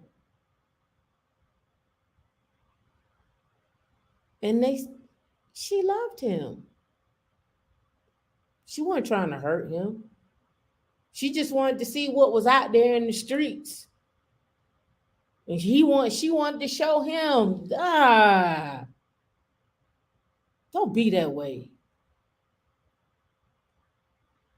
She's exercising her options. Stop it. That's all I'm saying. My mom finally leaves my dad. I was 10, my sister Denise was 9. We were in Panama City, Florida. We moved back to Hazard, Kentucky, right in the heart of coal country. And my mom was just, she could be physically abusive, but her heart was in the emotional, the verbal, the mental. She was very negligent. Used to leave me and Denise at home for days at a time. And where my life of crime begins, we'd been at home for a few days. I was the kid that, I'd post up at the window, see if mom was coming home. Sometimes I'd walk out into the driveway, see if she was driving down the street. Denise, 9 years old, she was the kid who was angry all the time. And she's still got those anger issues today. So we didn't have any food in the house. Denise walks in one day and she's got this pack of pork chops in her hand. And I'm like, where'd you get that? She's like, I stole it. And I was like, show me how you did that. So she takes me over and she shows me how she's stealing food at 9 years old. I'm 10, not much better, but I'm from Eastern Kentucky, and that's the idea, in case no one knows. If you're from an area like that, especially that area, it's the man's job to take care of stuff. So I'm not gonna let my sister do that. So we start stealing food and look across the way, there's a Kmart over there. Well, Kmart's got clothes and toys and jewelry and everything else. Start stealing that. Mom finally comes home, notices all the stolen loot, asks where it came from. I'm the kid who stands up and said, we found it. My mom's like, no, you didn't find that. Denise stands up, we stole it. My mom looks at my sister, show me how you did that. And she starts running us as a little shoplifter. She not only does that, but she calls her mother to join us. And we used to take these little road trips. They'd go to J.C. Penney's, steal clothes and jewelry. I'd go to the bookstore, steal books. So that's where my life of crime begins. And I talk about that in every presentation and in most interviews that I give.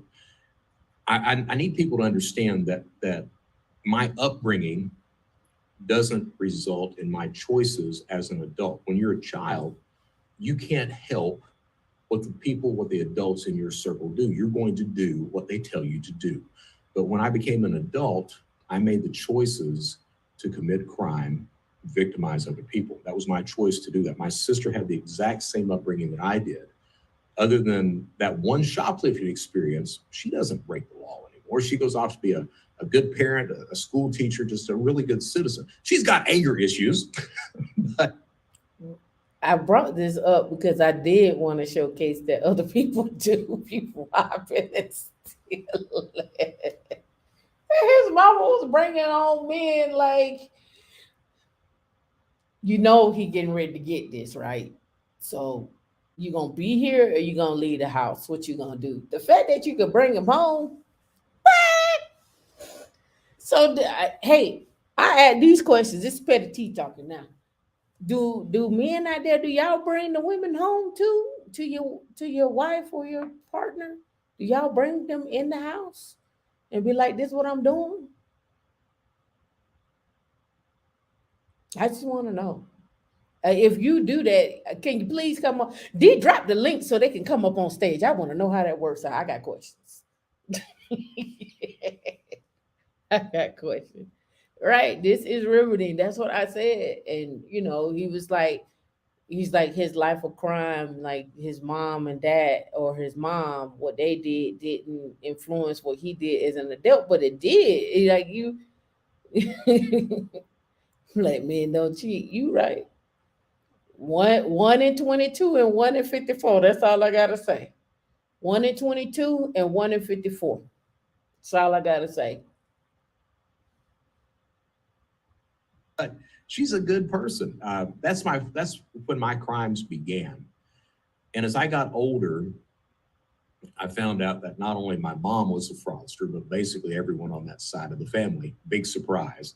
So I got more involved in the types of scams and frauds that entire side of the family committed. So I grew up, from age 10 on up, I grew up knowing how to commit charity fraud, insurance fraud, burning homes for cash, faking stolen cars, illegally mining coal, forging documents.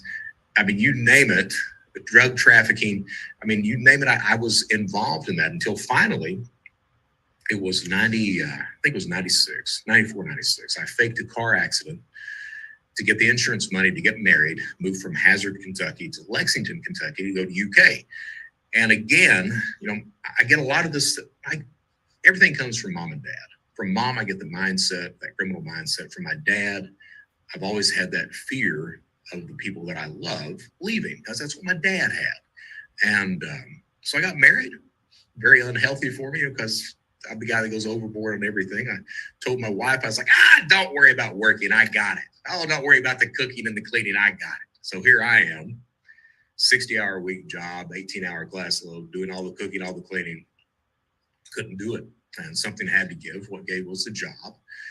That proclivity toward fraud I've got to eat. And didn't really know how. I was doing little scams and hustles in the area. Of course I was. But finally I found eBay. Liked eBay a lot. It was right as eBay transitioned. They used to sell Pez dispensers, and eBay transitioned to an auction site.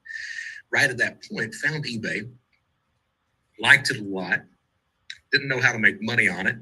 And it turns out that I got a lot of my initial inspiration from Bill O'Reilly. So he was the host of Inside Edition back then, 30-minute news tabloid show. That was a great show, by the way. It was a good show, man. It was a really good show. So I'm gonna stop it right here. He goes on later on in this one conversation to talk about how he used to scam on eBay. He took a woman for $1,500 back when I think it wasn't Teletubbies. I forget the little thing that people were looking for. It's a little animal, little stuffed animal that people used to look for, and he would scam them. And he talks about all the other greater scams that he has had as well too. Again, I drop this link if you want to listen to this more on your own time because it is 52 minutes long. But again, he gets into how he scammed, how he scammed, who he scammed, the lens. I was watching that one night, and Bill's on. See. It was in the first gaming system, so you could play pirated games. Then mod chips into cable boxes, so you can watch all the pay-per-view. Yeah.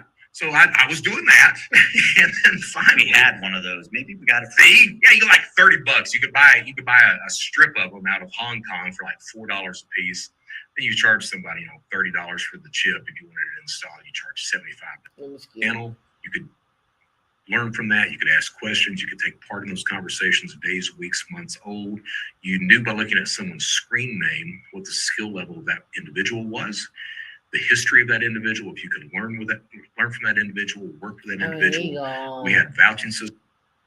Let's be honest, some of those were some remember he had a hacker ring, and 33 people out of his hacker ring got snatched up, right? He made I think Times of Forbes, he said, but again, I thought that conversation was very interesting. When I was listening to it, I got to finish it off. But again, check out who Brett Johnson is. If you just do a Google search of who he is,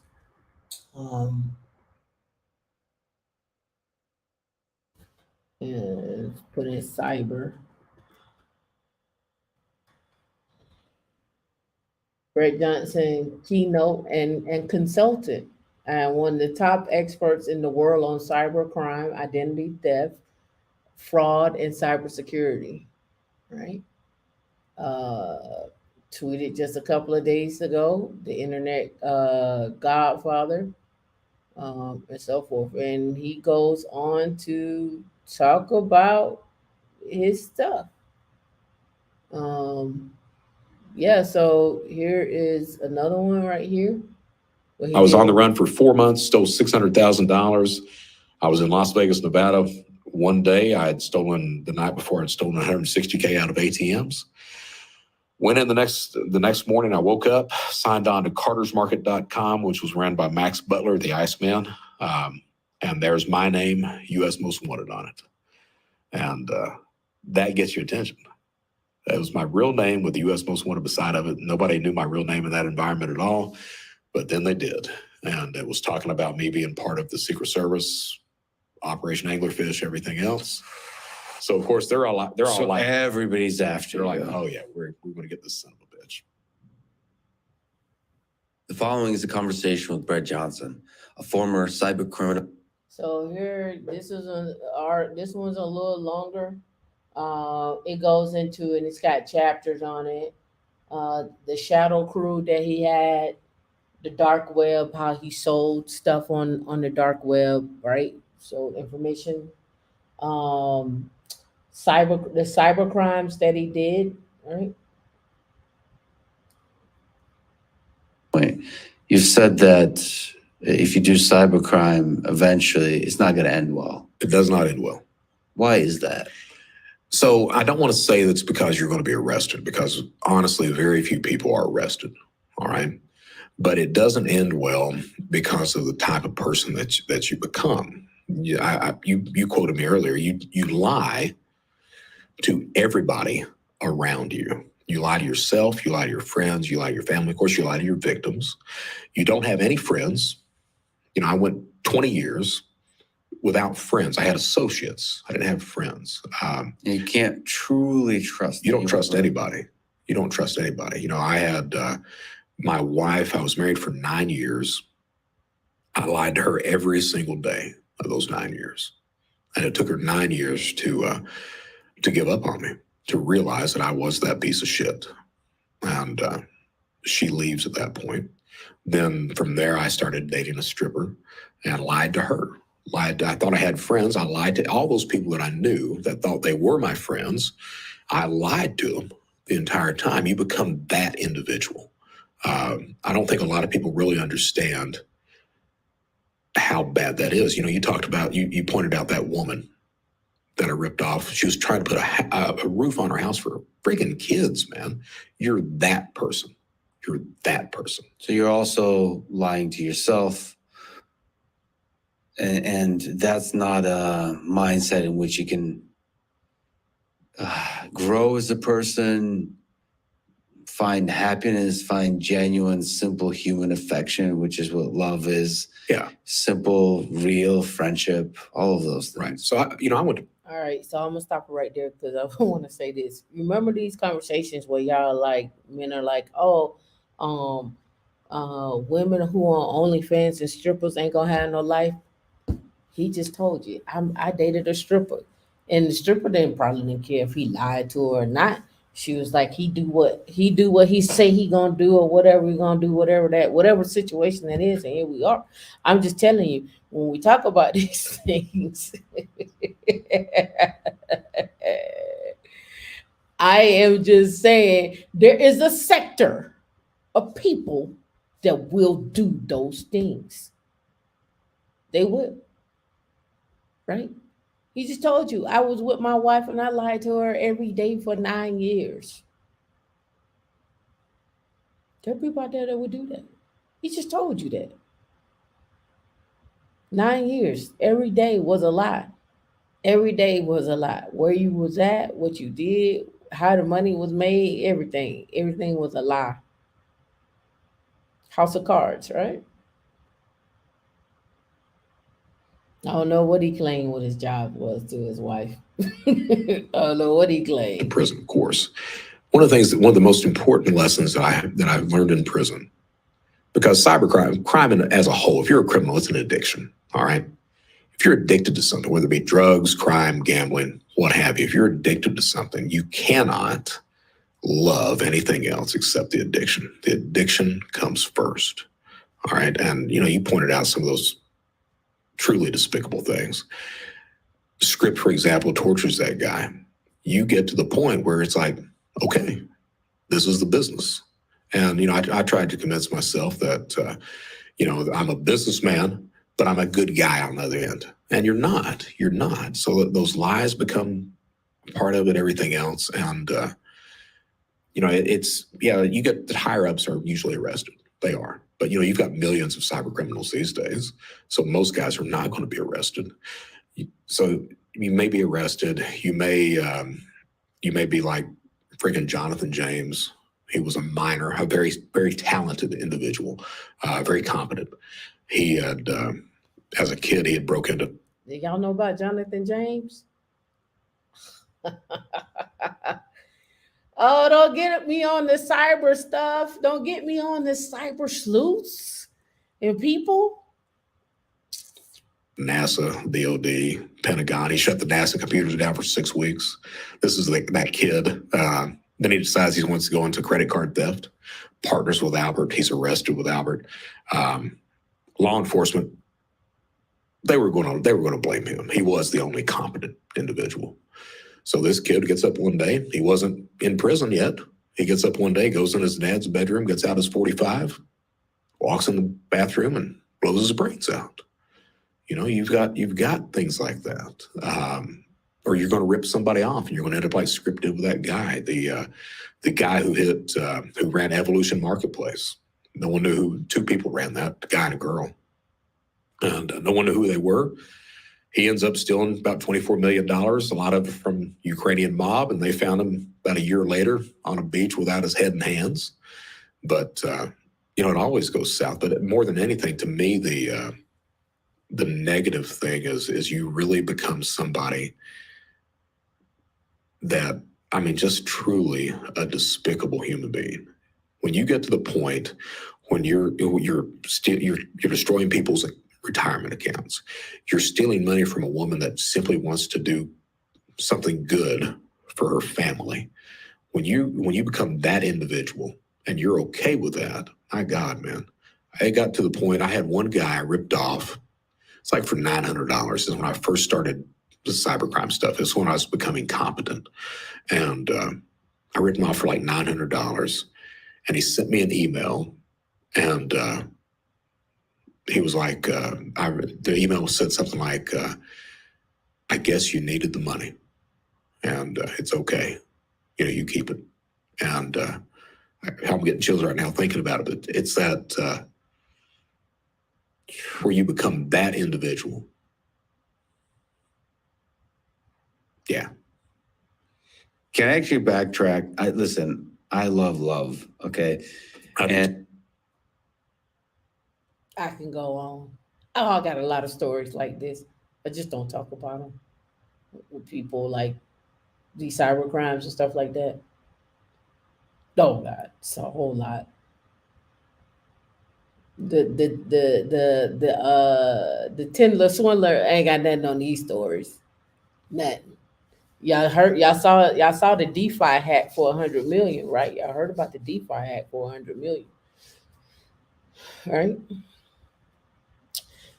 D dropped the link. You're more than welcome to come up, but I'm gonna end it right here. You can go listen to Jack. There are other stories out there that you can go be a part of and get into, that you want to do some research on. Cyber heists and criminals.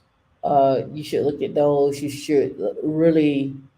American greed is one thing, but the cyber criminals is a whole nother thing. It's a whole nother level. So why did I show you this? Goes back to the original conversation and what we were talking about. Your mindset. What are you going to do with all the statistics that I talked about today? How are you going to control and protect yourself, your assets, your estate? How are you planning for your wealth inside the estate? How do you protect yourself against someone? You heard what he said. We go after people who have money for their retirement. We're coming to get that. We're coming to get that. Yeah, we're coming to get that. How do you protect yourself against that? All right. Let me see. He got one here when we talk about prison. The next morning, I woke up, signed on to cartersmarket.com, which was ran by Max Butler, the Iceman. And there's my name, U.S. Most Wanted, on it. And that gets your attention. That was my real name with the U.S. Most Wanted beside of it. Nobody knew my real name in that environment at all, but then they did. And it was talking about me being part of the Secret Service, Operation Anglerfish, everything else. So of course they're all like everybody's after they're like, oh yeah, we're going to get this son of a bitch. So I sat there looking at it, and I was like, said it out loud. I was like, well, Mr. Johnson, you've made the United States Most Wanted list. What do you do now? And I was like, I'm going to Disney World. So, literally said that out loud. So loaded up the Jeep, drove from Las Vegas to Orlando, Florida, and got the 2 annual passes, one to Disney World, the other one to Universal Studios. Paid for a timeshare. They were building these new timeshares right off Universal Drive, building these brand new timeshares. Paid for a timeshare 9 months, cash. Yeah. I was like, we take cash? Yeah, we take cash. There's $12,900. Then it wasn't furnished, so I went down to a furniture store, bought $30,000 in furniture. They had seized a DVD collection of mine worth $30,000, bought that back, and proceeded to go to Disney World every day. And that lasted about 6 weeks. They used a triggerfish, is what they use. Nowadays, it's called a stingray. So again, you heard that part of the story, but his story gets deep. You should go look up the crew that was arrested, the shadow crew. And there's a ton of these stories out here.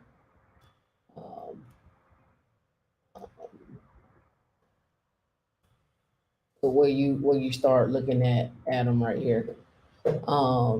Lex Friedman talks about him in there, but this right here, this one came out a year ago. Here's him making his rounds, right? AARP talks about him. Again, the Concrete Podcast, he has made his rounds on how he did it, how he did it, what him and his crew did, how they got together, how do you seek people out that do these things? Like, you know, when you start listening to these stories and looking at it, you just be like, yeah, 39 felonies. 39 felonies. All right, D, nobody wanted to come up. D, did you want to come and say anything? Did you want to have the other show, D? Are we done for the day? I just want to make sure so I know we're not doing another show or not. D is like, we ain't doing no other show. That means no. I can't, D, we can't hear you, D. Come up on stage, D. You're on mute. Okay, I can't hear you.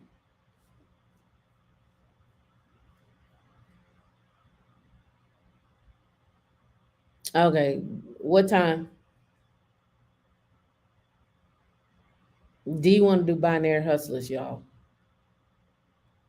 Tell me when I wake up. I'm not going to sleep. I'm up.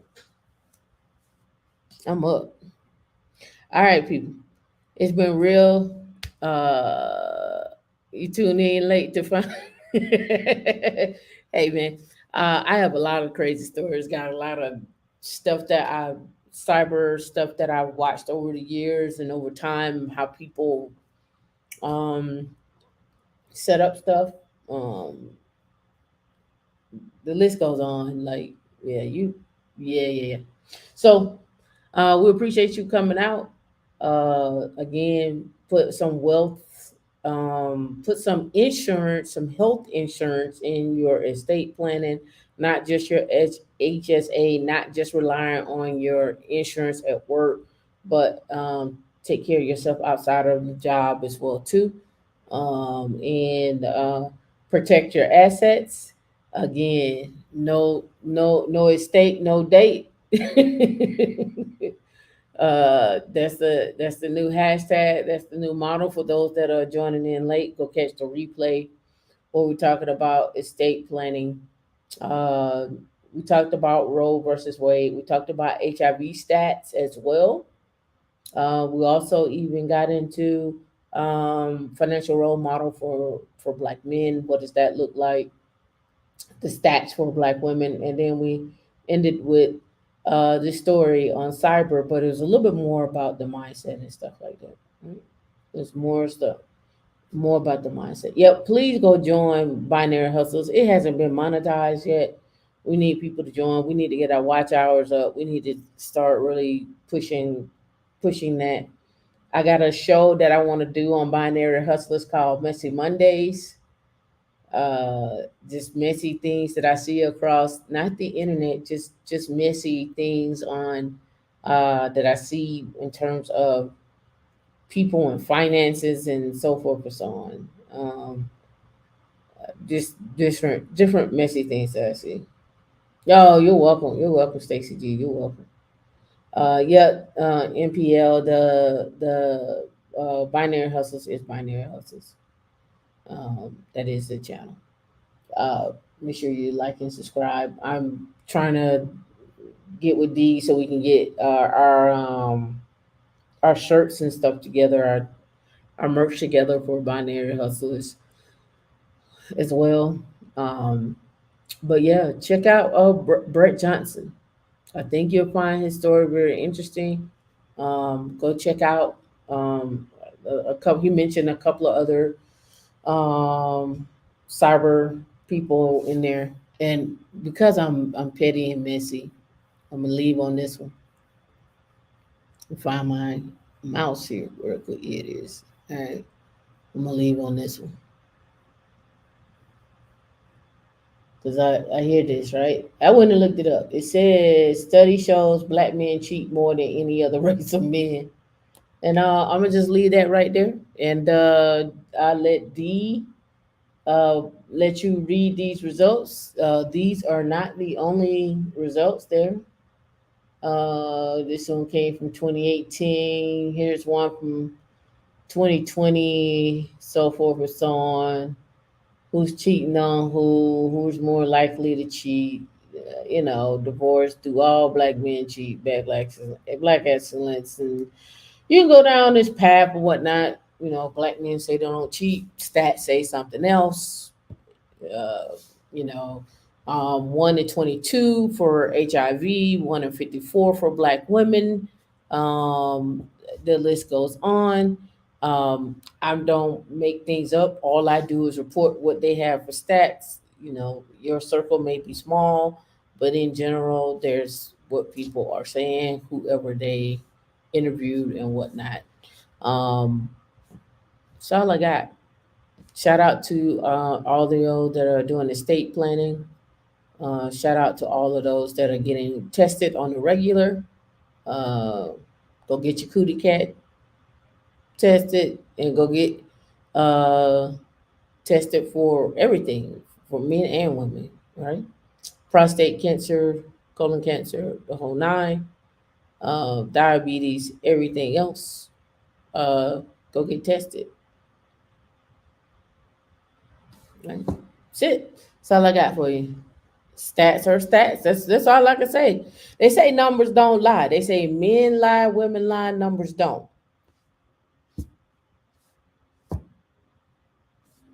You can't refute the stats, right? You can't pick and choose which stats you want to believe. Sign up for one-on-one sessions. Want more Linux stuff? Meet us on meetup.com/women in Linux every Wednesday. We didn't do the second show today, but I had a lot of info that I wanted to give out. A lot of reading we had to do, had to cover. But you got the message. Get your money up and uh, practice wealth planning. All right, see you.